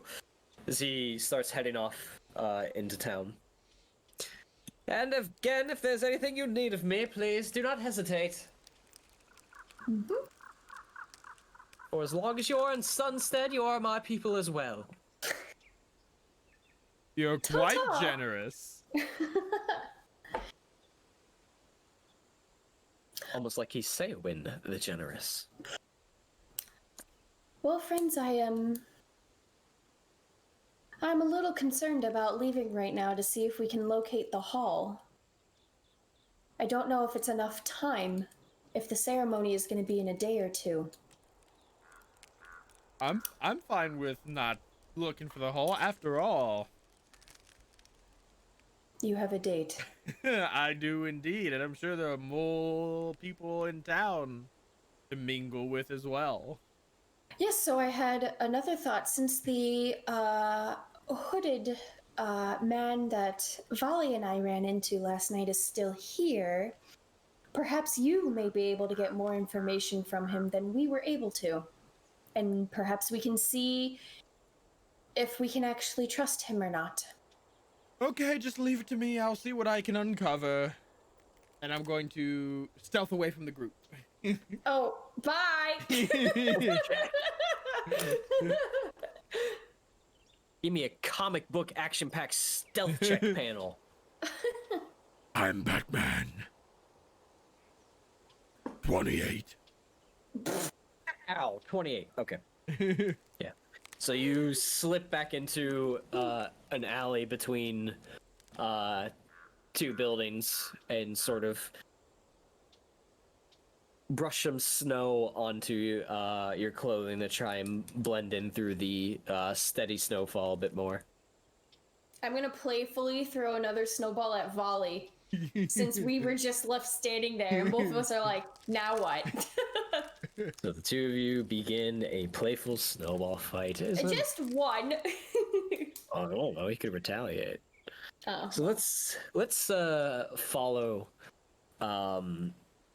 Callan here's thread here as he breaks away from the group.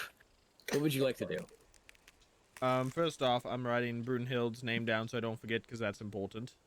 Yes, here, I will give you the spelling of it for those that care. Brunhild. Brunhild. Brunhild.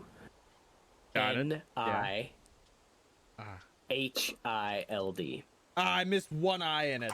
Fuck, I was so close. Alan here is the person that shows up to every date with, "Hey, it's nice to see you, Brunhild." He just pulls out a file. Oh yes, here you are. Yeah, he slaps on some reading glasses that start at the nose, pulls out a Rolodex. Here we are. Madam Eva, it's good to see you again. What are they selling? Chocolate! Foolish fireworks. So I'm just gonna stealth through town and try to find this mystery Dúnedain who I don't know anything about. Go ahead and give me a perception check as you are moving about. I'm not town. as good as that. Ooh. Ooh, but natural 20! Yes! Natural 20s all around. You guys for once are actually rolling pretty well. For one. Yeah. There's been a few single-digit rolls, but I think the Specifically average with has this been pretty ranger. good. Pretty good. So you sneak into one of the alleys, and the blizzard starts to pick up a bit. So you sort of melt away in the visage that is the blaring snow. And shortly after Ceawin has left you, probably 30 seconds or so, that hooded figure comes walking through the main road that you were just standing in. That seems to be somewhat following Ceawin himself. Okay, I'll just follow at a distance for now, see what happens. I need to make a roll here.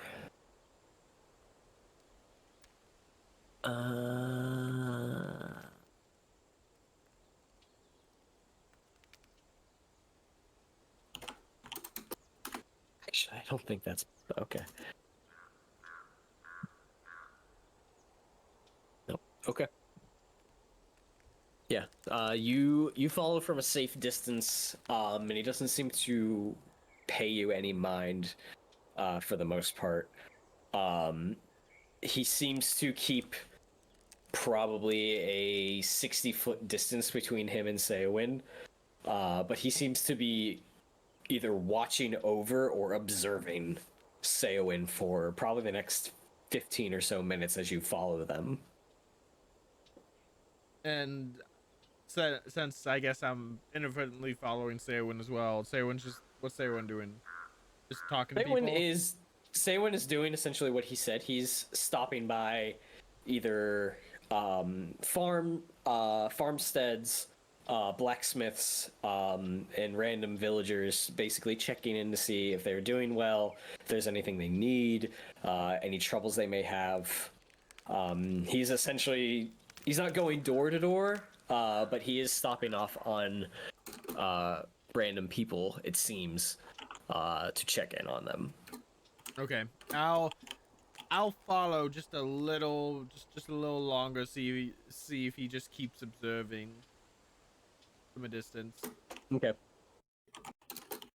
After a while, probably about 30 minutes or so, the cloaked individual approaches Ceawin, speaks to him briefly. There's some words back and forth, and they both together start heading back towards the longhouse. Now we're getting somewhere. I'm gonna follow him back to the longhouse. Okay.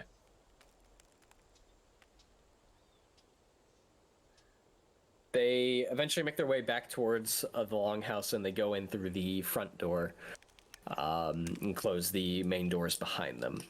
Are there windows? There's a few windows, yes. I'm going to try and sneak in one of the windows.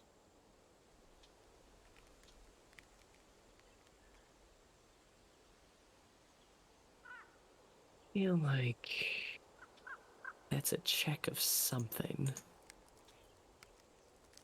Give me a sleight of hand check to open the window. Okay. That's what I was looking for.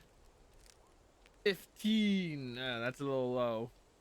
15. Let me check some Some bangs. PPs. Passive perception. Yep. So you slide in a dagger in the window, and you sort of jar it loose, and you slowly open it sort of into the main hall of the longhouse.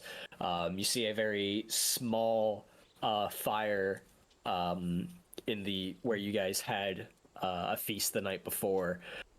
It's not roaring, but it is emitting.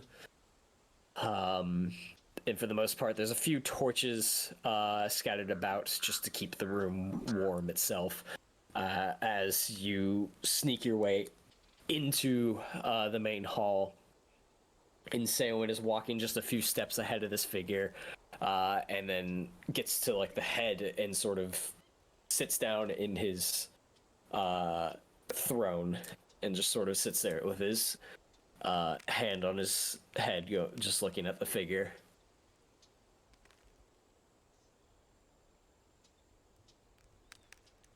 Are they talking? Give me a perception check. 11. Oh. This kid's going down from here. 11. So oddly enough, you're able to make out half of the conversation. Ceawin doesn't seem to subtle his voice in any capacity. You can understand him for the most part, but the cloaked individual speaks in hushed tones, and it's hard to make out what they're. You gather from Ceawin. Listen, I know what he's capable of, but he is a child. This I'm bodes talking about well. Arachron. Yes, of course, I was there. You think I saw something different than you? Listen, I appreciate your concern, and I appreciate the warning, but my people are as safe as we've been. And quite frankly, if he is willing to come this far for something like that, then he is going to have a fight to deal with it. You underestimate our people. Ingema Axebreaker could be here within the next week or so with forces. It is hardly a concern. I appreciate that, I really do. But you were there that many years ago. And in the meantime, we have heard nothing. He is all bark and no bite. He is hardly a threat. And I urge you not to concern yourselves with these things. Oh. Yeah, well. You're more than welcome to stay for as long as you like to ease your mind. But if Ingema is not willing to send forces and thinking that this is some sort of tragedy or some sort of emergency, let alone Radagast and what were their names? Amelioda? Naila, for sure. If anyone, and I believe you well know that Naila would send something as quickly as she could, as fast as the eagle flies, if there was any real danger, and we have not heard a thing. So I urge you to relax while you're here, if you're going to remain here. Huh? It appears I cannot convince you otherwise, so please, stay as long as you need. I do appreciate the extra protection you have given. But please, as a friend, do not stretch yourself so thin. You look like you haven't been sleeping well. Now, if you excuse me, it is about the time for breakfast. Now, please go about your business for the rest of the day. If I have need of you, I will summon you. Okay, at this point, before anyone starts to part their separate ways, I'm going to sneak back out the same window I snuck in. Sure, easy enough. You slip back out and close the window. And I'm just going to hang out by the front door to see if the hooded figure leaves the building. You're gonna hang out by the front, you said? Did I get that right? Yeah, just by outside the front door to see if the hooded figure leaves the building. Yeah, after about, 20 to 30 seconds, he does leave. Comes out by the front, lights a pipe, sticks it in, sort of looks around in the snow, and then starts walking off. And I just call out, so you two go back quite a ways then. Oh god. Oh no. puts the hood up, puts the hood down.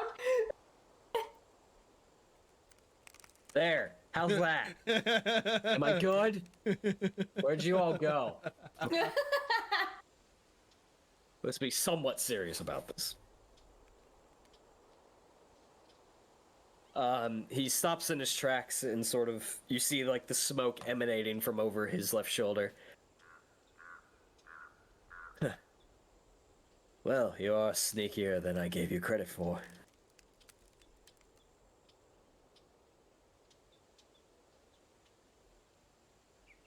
Going a ways back would be generous. We've met once or twice, for what it's worth. What's it to you? I know danger exists. My companions and I are rooting out shadow. You seem to be on a similar path. And since my companions couldn't get anything from you, I did what I was best at. Eavesdrop.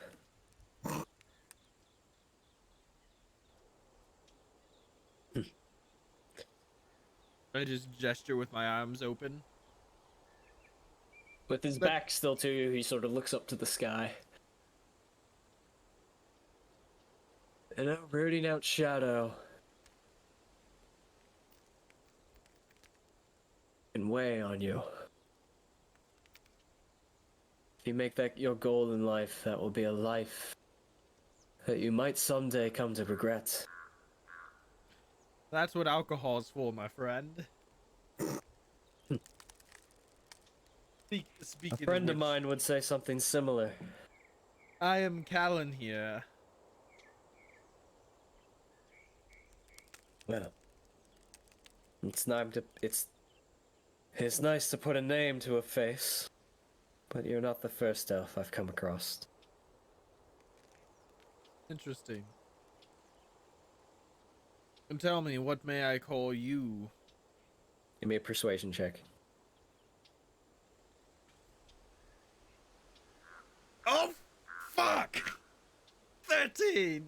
Damn it! That's a natural 3! No. 13. Oh.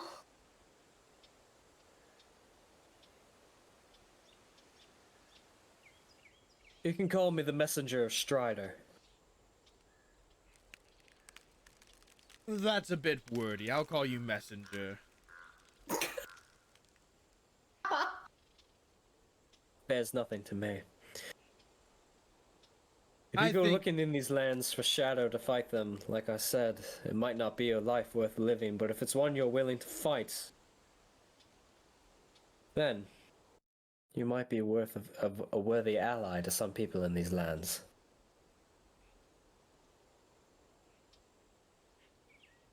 Tell Well- me, Callan here, Yes. have you ever abandoned a friend? Have you ever left someone knowing full well that they were doomed to die per their request?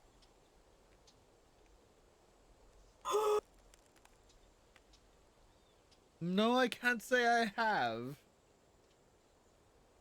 Have you ever experienced in your life true loss? No, not really. I'm a pretty young elf. So in this world you would be rightfully to say that you have everything to lose. But what's life without adventure, without the threat of loss? He stands up straight and looks over his shoulder right back at you, but pretty much all you see is about this. Yeah. Adventure? Is that all it is to you? Fun and games. Delving into the deepest ruin, looking for treasure, wine. Swooning over any individual that you can in any village, any town to get your way. Is that all this is to you? Do some good along the way too, don't forget that. What little good outweighs what you do to those along the path? broken hearts, broken minds. I've seen your type. I've seen the wayward elves under the canopies of Mirkwood. Not a care in the world. As eager to fight the shadow as you say they are. But at what cost?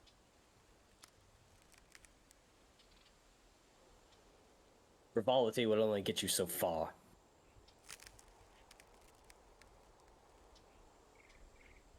So I'll ask you, in this fight against the shadow that you seem so eager to fight, what are you willing to put on the line?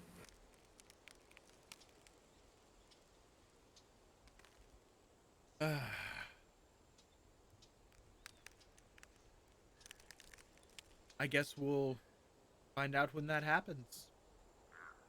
I've already nearly died just on the way here, and let me tell you, whew, that was an experience. I'm gonna be drinking that one off for a while. As quick as this conversation was to come to a point, you immediately bat it away with jokes and alcohol. You're not ready to fight this shadow. You're not willing to hunt it. You're not willing to sacrifice yourself and put yourself in front of others. Until you prove yourself, I am not ready to tell you what this is about. Callahan just shrugs and says, well, guess we'll have to prove ourselves then.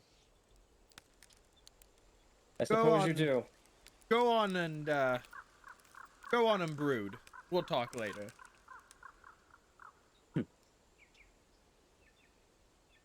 It's not brooding once you have lost what I've lost. And he continues Ooh, walking on. Be careful, you might cut yourself on that edge. And at that point, let me know when you wake up in a homeless hovel. Callahan's not gonna come up with another response like that edge line. That was great in his mind. He's gonna go find his friends. Let me know when you wake up in a heartless home with no one who cares for you.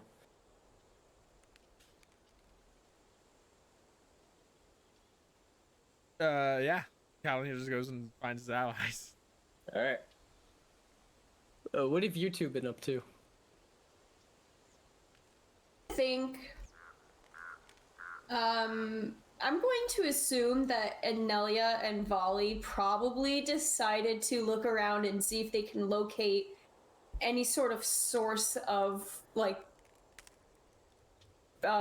watching them or anybody suspicious other than the hooded figure, since they were tipped off the night before. But correct me if I'm wrong, Kevin.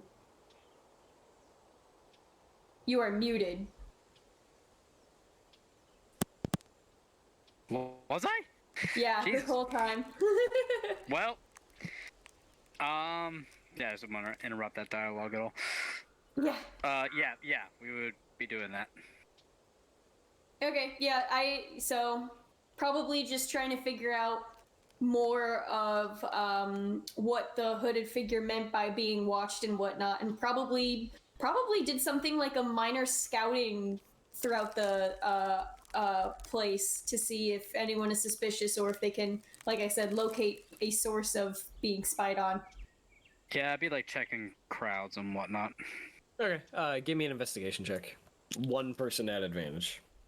If you're both doing this. How's your investigation? You can go ahead. If you want. Get all Pink Panther up in this shit.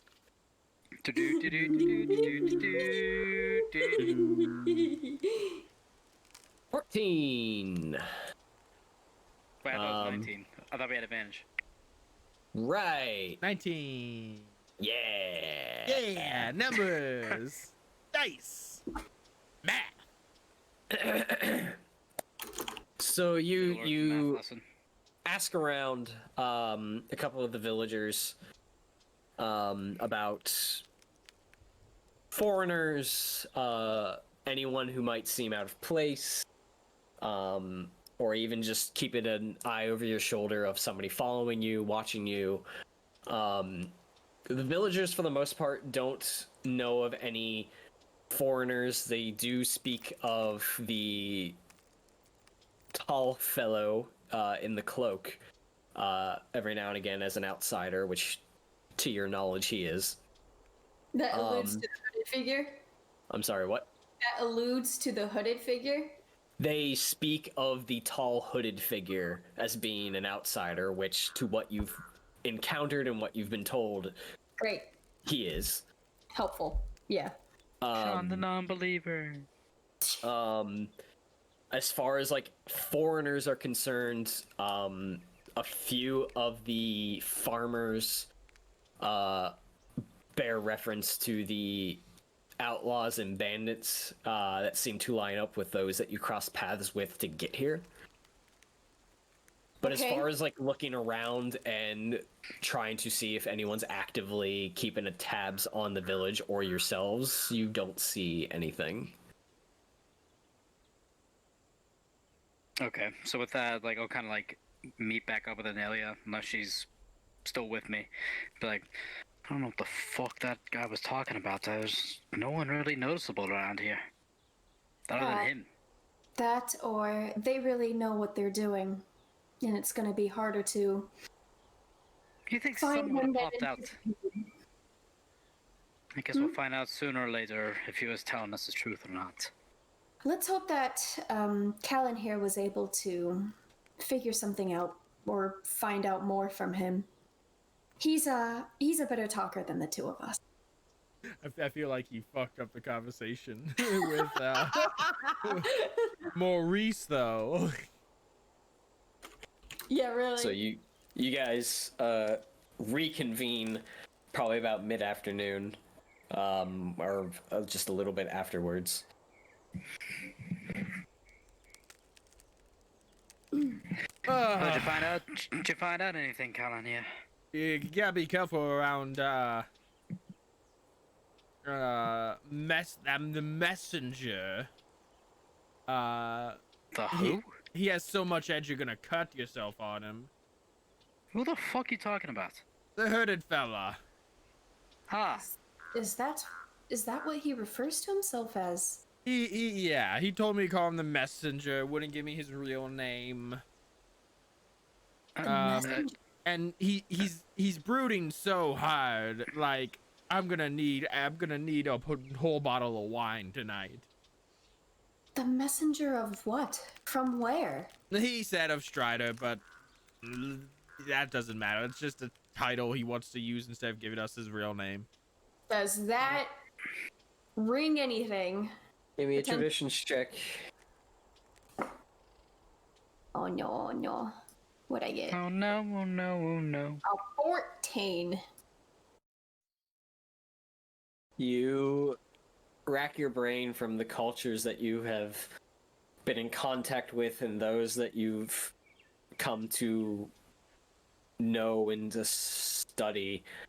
The term Strider, or even the title of Strider, you are unfamiliar with. So, yeah, he said something along the lines of, I don't know what it's like to abandon a friend to certain death and to put myself in the way of Shadow, and to what am I willing to sacrifice in our pursuit to hunt Shadow, and that my frivolity will leave me destitute and sad. Well, I'll show him, and I just drink from my wineskin. Callan here, what did you say to him? I wasn't as serious as he was. Don't think I said anything rude. I think it really fell apart when he asked me what I was willing to sacrifice to defeat Shadow, and I just sort of shrugged because I don't have a good answer to that. How do you answer something like that? But I did. It wasn't completely unproductive. I am sneakier than him, at least sometimes. and that I snuck in on him secretly meeting with Ceawin. Oh. And he seems to be an ally. He seems here to... He's been friends with Ceawin for years, and he seems to be here as protection. Because he's worried Ceawin's in danger. Like us.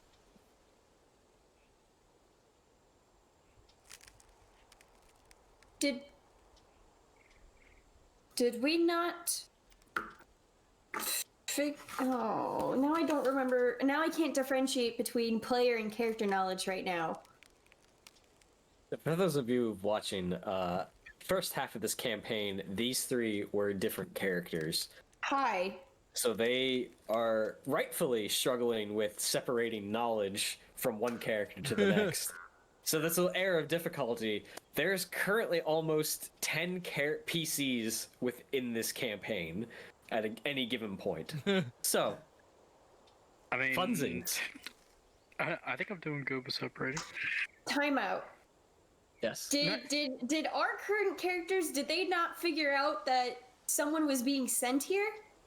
No, we did. It was inferred. That was inferred. So Callan here specifically eavesdropped on Mordred's conversation, and he said he was gonna send someone to essentially attack, more or less, Ceawin, and he had the perfect person who owed him a favor.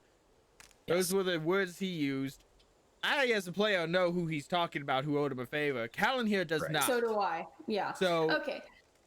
But okay, back to okay. Based just on what Callan here knows there's danger here, but he doesn't think it's this ranger because he eavesdropped on this ranger in Ceawin, and this ranger seems to want to protect Ceawin. Even though, as a player, I know who this ranger is. Do you? Well, I had doubts before that edgy conversation where he talks about abandoning a friend who asks you to. That almost confirms it, but... So, are we certain that this isn't the one? He seems willing to, I mean,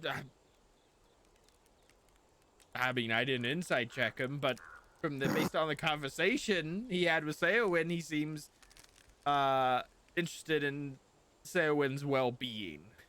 And he does not seem to be an ally of Arachron.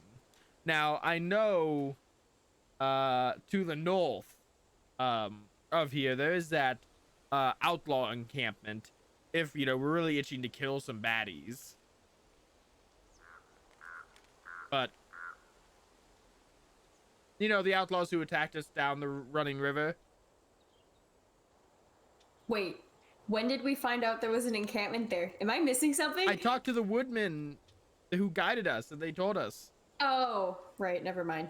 Yeah, part of your guys' investigation is they alluded to the outlaws and the raiders that you had a run-in with. Yeah. Okay.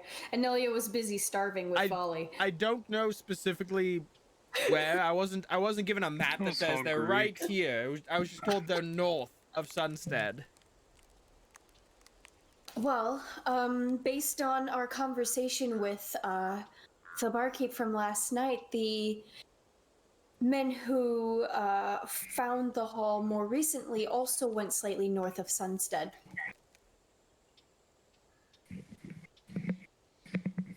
Well, I mean... Perhaps we need to go north and take care of a few items, potentially. I'm inclined to stick close to Ceawin and make sure nothing happens to him and this ritual is concluded, and then afterwards I feel like we can track down these miscreants to the north. I agree. As we did say, I don't feel there is enough time if the ceremony is in a day or two to venture out. And who knows, if this ceremony does appeal to their ancestors, then that is one less problem to solve. But if it doesn't, then we may have to go north anyway to seek the hall and see if there is a different cause of all of this than disappointed ancestors. And I also, more importantly, I also have a date tonight. I can't miss that.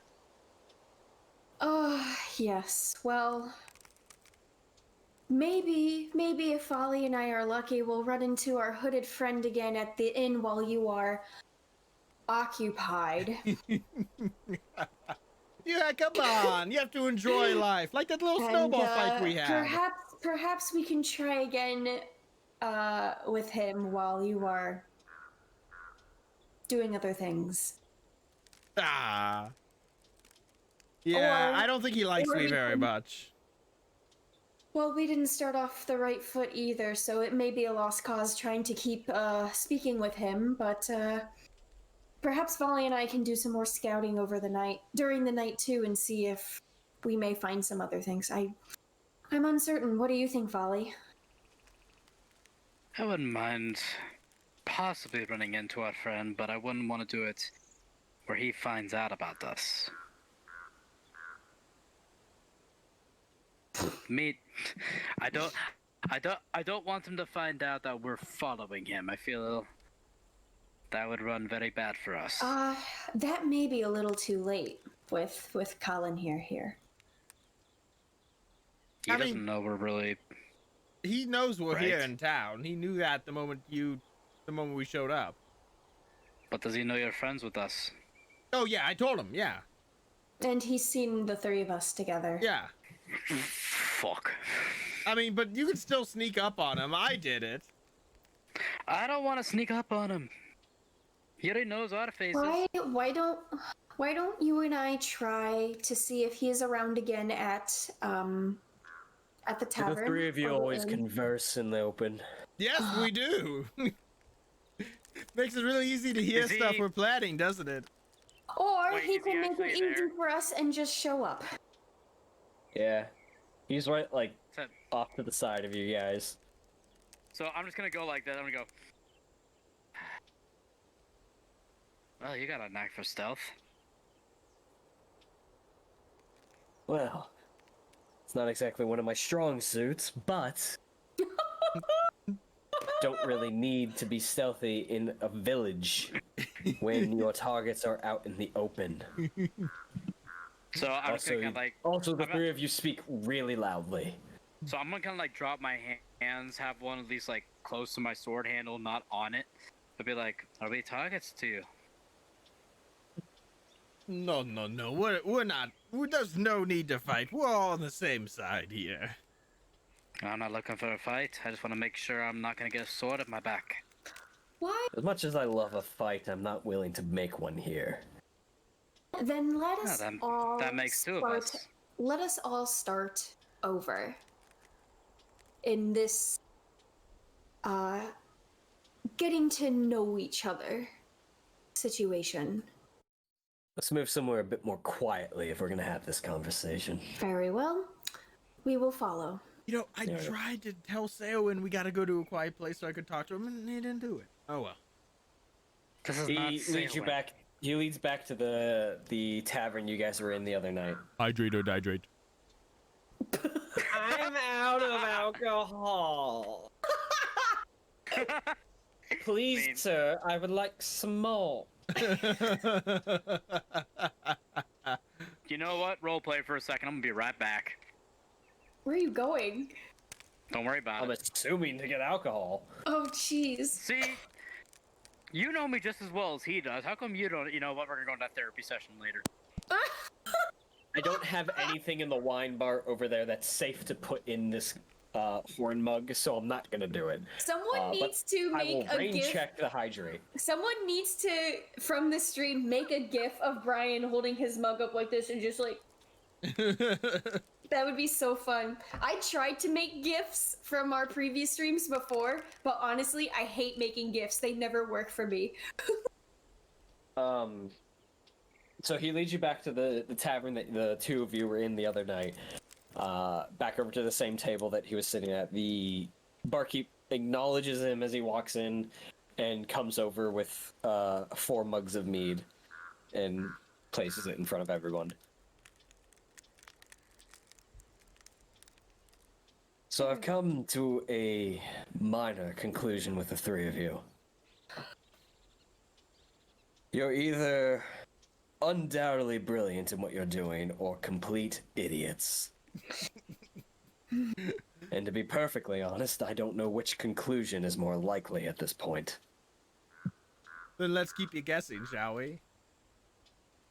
Well, I do enjoy a good guessing game every now and again, so let's be frank with one another. And he sort of looks over towards your direction, Kalanir. You spoke to Ceawin the other night about a threat coming from Mogdred and Tyrant's Hill. Yes. Where did you hear this? From Morgred himself. I snuck into his throne room while I was there and listened to him talk to one of his mercenary lieutenants about it. Anelia starts drinking. He said he knew a guy who owed him a favor. Fuck. You know about this. Is it you? I may have lost a duel to him once. What's the point?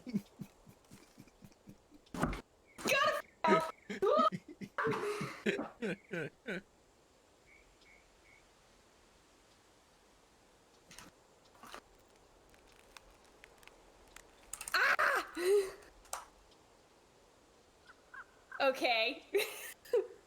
What'd I miss? Nothing. We let you run off, only to return. So, you are the one who owes him the favor, then? For lack of a better term, yes. I owe him a favor, an oath. Well, based on that, are you truly a friend here? Of course I'm a friend. Anyone who's been in the room with more than 5 seconds with Mogdred knows that he's a worm. He's right. I was in a room with Morgred for many seconds.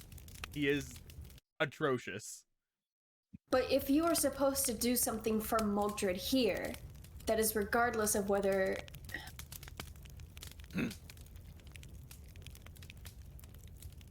Look. Mogdred was a worm and a child from what I've met. But he's not an adversary to underestimate. Being oath sworn to a slime like him eats at me every goddamn day of this earth. So, are you going against his word? Are you here to do the opposite of the favor he asked of you? I have neither performed his task to the letter nor gone against it. So then what? Consider me here as an advisor. Ceawin the Generous. I've given him warnings of potential foreign adversaries, those who might wish him harm, or those that might move against him. But have I actively made any sort of influence to weaken his defenses against any form of a foreign attack? No, I haven't. Which brings me to this question. Your colorful friend here, your wayward individual, That's the... infiltrated Mogdred's fortress. Is that truly what happened? Because, from my experience, that's not what happens. Okay, so... Did he It is, you're right. It is a little more complicated than that, because then he has like a fortress in a fortress. So we were taken within the outer walls, and then I snuck into his main throne room without him realizing it. Sounds about right. So That's a he common knew occurrence. he knew we were there, but he didn't know I was in the room when he was talking. Alright. So you overheard him say that somebody owes him a favor? Yes, and that he was they going to use wanted them influence in Sunstead? that he was going to use it in some nefarious way in Sunstead. He wasn't specific. Did he say anything about how he found this individual? No, I don't think he did. If he did, I can't remember it. How on earth Let he me- found me? Let me go through my journal. Because I'll answer for you. No, he didn't. I mean, as a player, I know how, but Callan here doesn't. Yeah, no. Mogdred did not state how he would find. Yeah, all he said was he would find him one way. Like, he knows how to find him. Yeah. Yeah. Right. Palantir.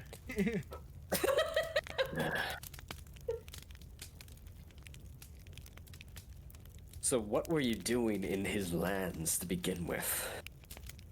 Should we, group huddle. I believe we have answered enough of your questions for now. The least you can do now is give us a name. Your real name, not the Fine. messenger of Strider.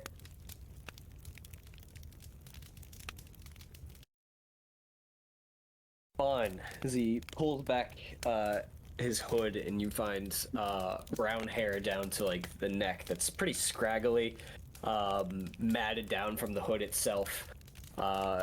Couple of crow's feet and scars worn from the face. Somebody who has seen some shit. Mathan of the Dúnedain.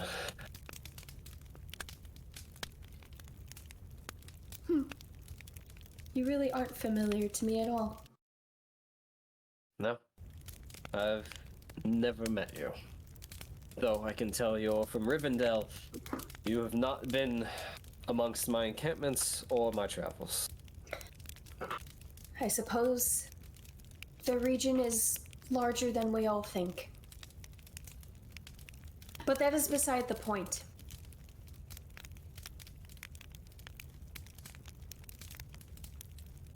Is my name truly all you were after? No, I do not. I am still concerned with why you are here and the fact that you have a favor to. What's the freaking word? Uphold. Despite what you would rather intend to do. Many years ago, myself and some companions came across Mogdred similar to how you did. At the time, we didn't know who he was, figuring he was just some lord of a land no one cared to claim, and was interested in alliances and being welcomed into the Woodman Society. He captured us, and I dueled him, offering up a favor, an oath, to be fulfilled at a later time. Unfortunately, I lost that duel. Weeks later, he made an appearance at a folk moot that we were taking part of in Roscabel. Character knowledge, player. Where we found out that this Mogdred was the long-lost son of Ingema Axebreaker, chieftain of the Woodmen in Woodman Town. Certainly, this drove a wedge through a lot of the politics that evening that I cared little to listen to. Long and short of it is that Mogdred demanded to be welcomed into Woodman society, along with individuals like Ceawin. If you're unfamiliar with Woodman society, from what little bit I've been exposed to, the villages and towns themselves act independently, but as a culture overall, they will occasionally get together and make concessions for the good of the whole. It was one of those moments. Ceawin was welcomed with open arms into the Woodman Society. Mogdred, however, though having a bloodline into the Woodman, was denied. This sounds. I believe Radagast told us a little bit about this when we were traveling with him.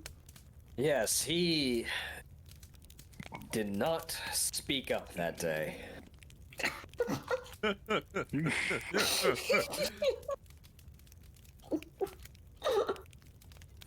I haven't met all the wizards in my travel, but he is something different. That being said, Mogdred was turned away, seemingly by his own people, and I feared that that very day he would call upon me to serve him, to fulfill my oath, but he did not. He retreated to his fortress and stewed there for many years. No one heard from him. It wasn't until recently that messengers found me in Mirkwood and requested my presence in Sunstead at behest of Lord Mogdred. So here I am. It's a hell of a story. Who else knows about him? About Mogdred? Yes. About, let me rephrase, is there anyone else who believes he may be a potential threat?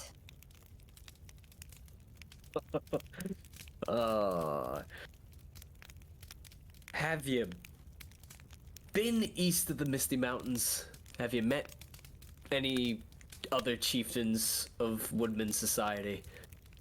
Only one. Very briefly. Yeah, there's one. There's a chieftain named Nayla. She would pursue this thread until the day she dies. Boy. Large eagle. Not somebody to mess with in all reality. She was one of my original companions. Yes. She knows very well about Mogdred, who he is, and potentially what he's capable of. I mean, but in all reality, to this point, he hasn't done anything. You have... He's stewed for years since that day.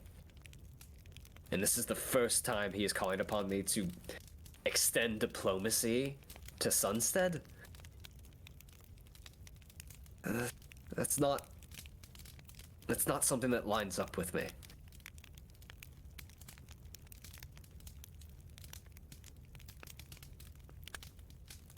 Do you think he has anything to do with this early winter or other tension here in Sunstead? Him? No, not unless he's come into some magical powers to control the weather.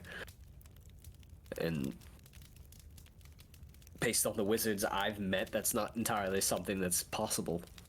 Then again, not all of them are so willing to talk about it.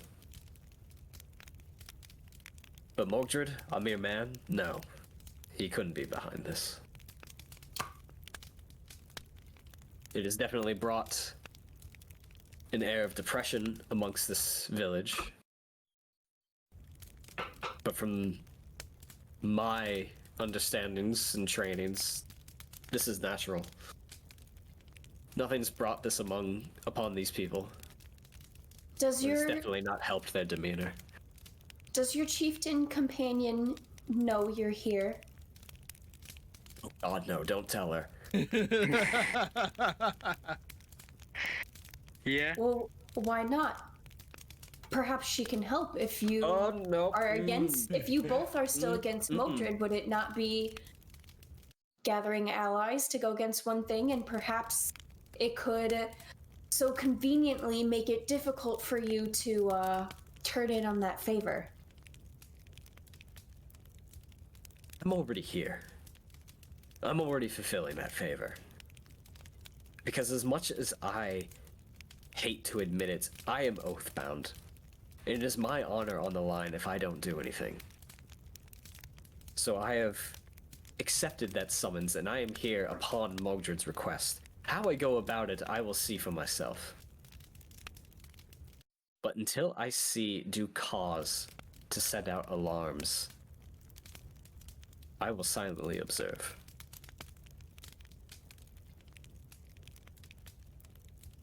As far as the chieftain of Mountain Hall is concerned, I'd rather not piss her off. Mountain Hog. She was pretty mad when we saw her. Oh god, you saw her. Yeah, I said we met her briefly. Oh yeah, in Lothlorien, right? Lothlorien? What was she doing in Lothlorien? We don't know. We went to Lothlorien for sanctuary from our visit. Yeah, instead of At going Terrence back Hill. north to Mirkwood to deal with Mordred again, we went to Lothlorien. And so we found her. She did go to Lothlorien at one point during our travels. We had separated as a group. A companion of mine, a dwarf,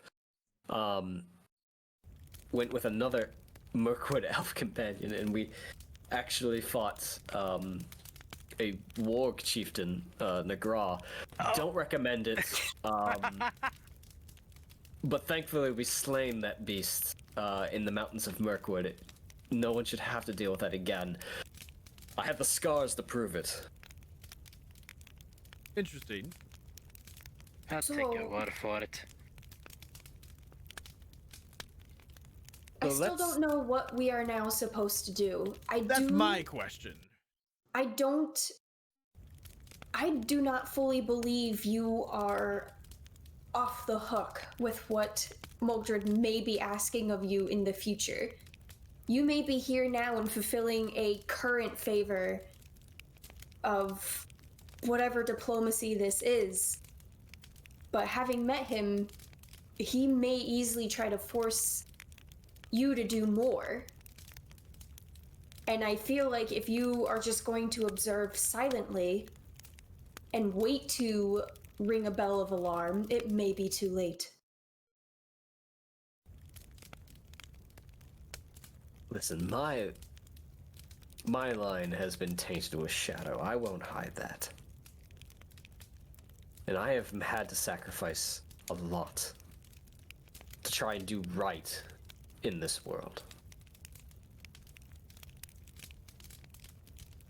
Now, I am here to fulfill an oath that I swore to a man I don't fully trust. Because that's where my honor is. And when that's over, that's done. If he tries to twist and bend anything from this point forward, I am not duty-bound to abide by it. My duty as a Dúnedain is to the free people of Middle-earth, and I will see it until the day I die, that those that deserve it have their freedom. I get it. Someone who's walked around and trying to serve the people of Middle-earth. I get it.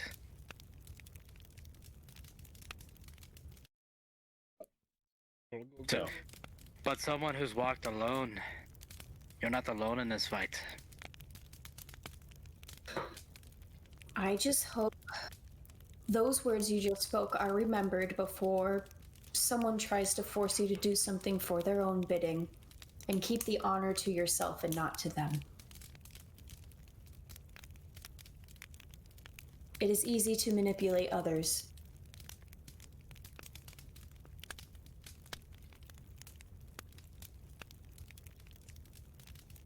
manipulation in this world is easy.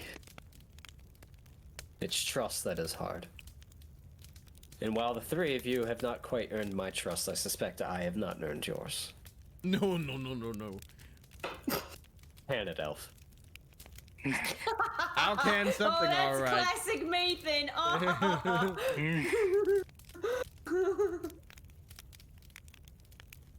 All I can give you is my word, and it is up to you of what that is, what value you give it. I don't wish Ceawin harm, nor Sunstead. I am here to protect, and to spread a message. I am here at Mordred's request, yes. I have told Ceawin that I am here to bring good tidings from Tyrant's Hill. You are the emissary. I am the emissary. And as long as I remain that emissary, no one else from Tyrant's Hill will come. It is a ticking...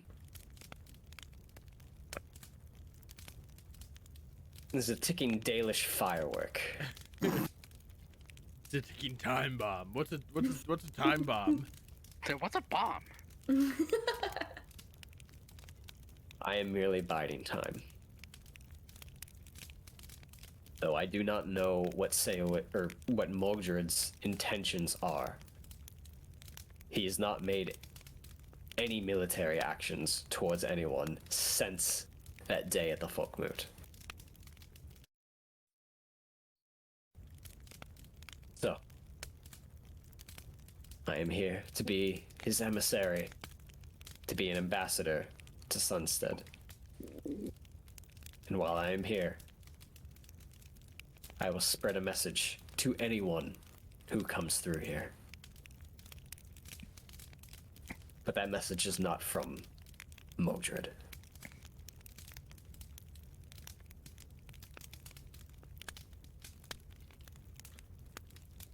Well, I think there is a lot for my companions and I to consider, based on everything you have said. I mean, not really. We're gonna make sure Ceawin's safe, and we're gonna do everything in our power to ensure that over the next few days. And if anything happens, we'll make sure Ceawin's safe. That's what it comes down to.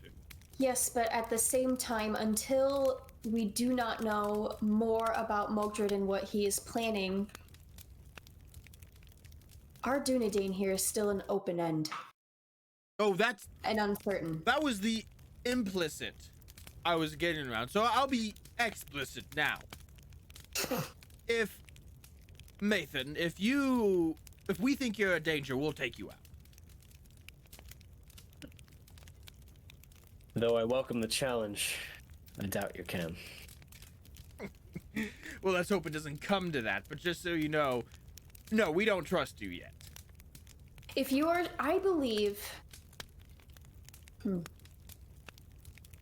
Your words and actions seem noble. Appreciate that. No. But I do not hope that you turn to harm the leaders or the people of this settlement.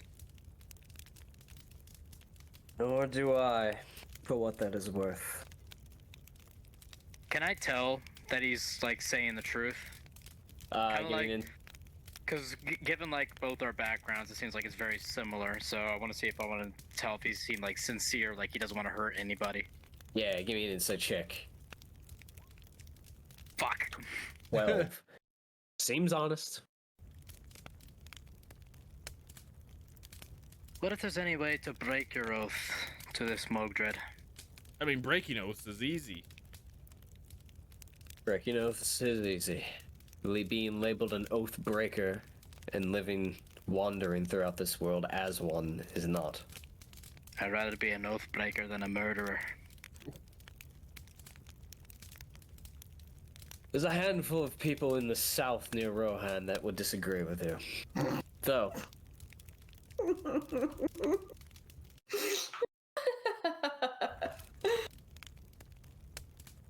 let me just say this. I have no intentions of harming anyone here, nor causing a ruckus. And the three of you at this point in time don't seem to have any intentions yourselves. Now, I've sent your other companion back home. And I believe this conversation here is coming to an end, so I'll leave you with a message. And he looks at the two elves in particular. Men Estel. And he scoots the chair back, sits up, throws the hood over. Watch yourselves. Walks out. What's that mean? Because I don't actually speak elf. Who speaks Sindarin? I think I do. I think I Vol's do. just I do. kind of sitting there. I do, yeah. I speak Sindarin. I don't. Men Estelle roughly translates to hope is coming. Well, Left. Huh? yeah, He he's Yeah, left. he said Men Estelle scooted back, Yeah, sat okay. up, threw the hood up, and said, "Watch yourselves," and started walking away. So within that time, if you wanted to stop him, you probably could have. Nope. I wanted to Okay. look at the other two and go, I still think it is a good idea to potentially use his former companion to make sure he stays in check during his stay here. You talking about? I see Brian mouth. You talking about Nayla? If we let her know, it sounds like, based on his reactions to her, if he seems to be forced to do anything, if anyone can stop her, it seems like, or if anyone can give him trouble in doing it, it seems like it will be her. Now, don't call me crazy, but isn't she all the way on the other side of Mirkwood? Yes, but it was an idea. I mean, again, based on how he brought her up and how he reacted to her name and the fact that we met her and she was already angry about something. Well, maybe once this is all resolved and we know Ceawin's not in imminent danger, we can make that long, treacherous journey to the other side of Mirkwood. In the meantime, Through, mind you, close in the northern lands, if we just cut straight there, the northern lands of Bogdred. maybe we can help him while he's here. Stop whatever plan happens if he carries it out. That's the plan. You know what else was the plan? Don't die. Brunhild. That's your With that- plan, you slut. And with that, we will end tonight's session.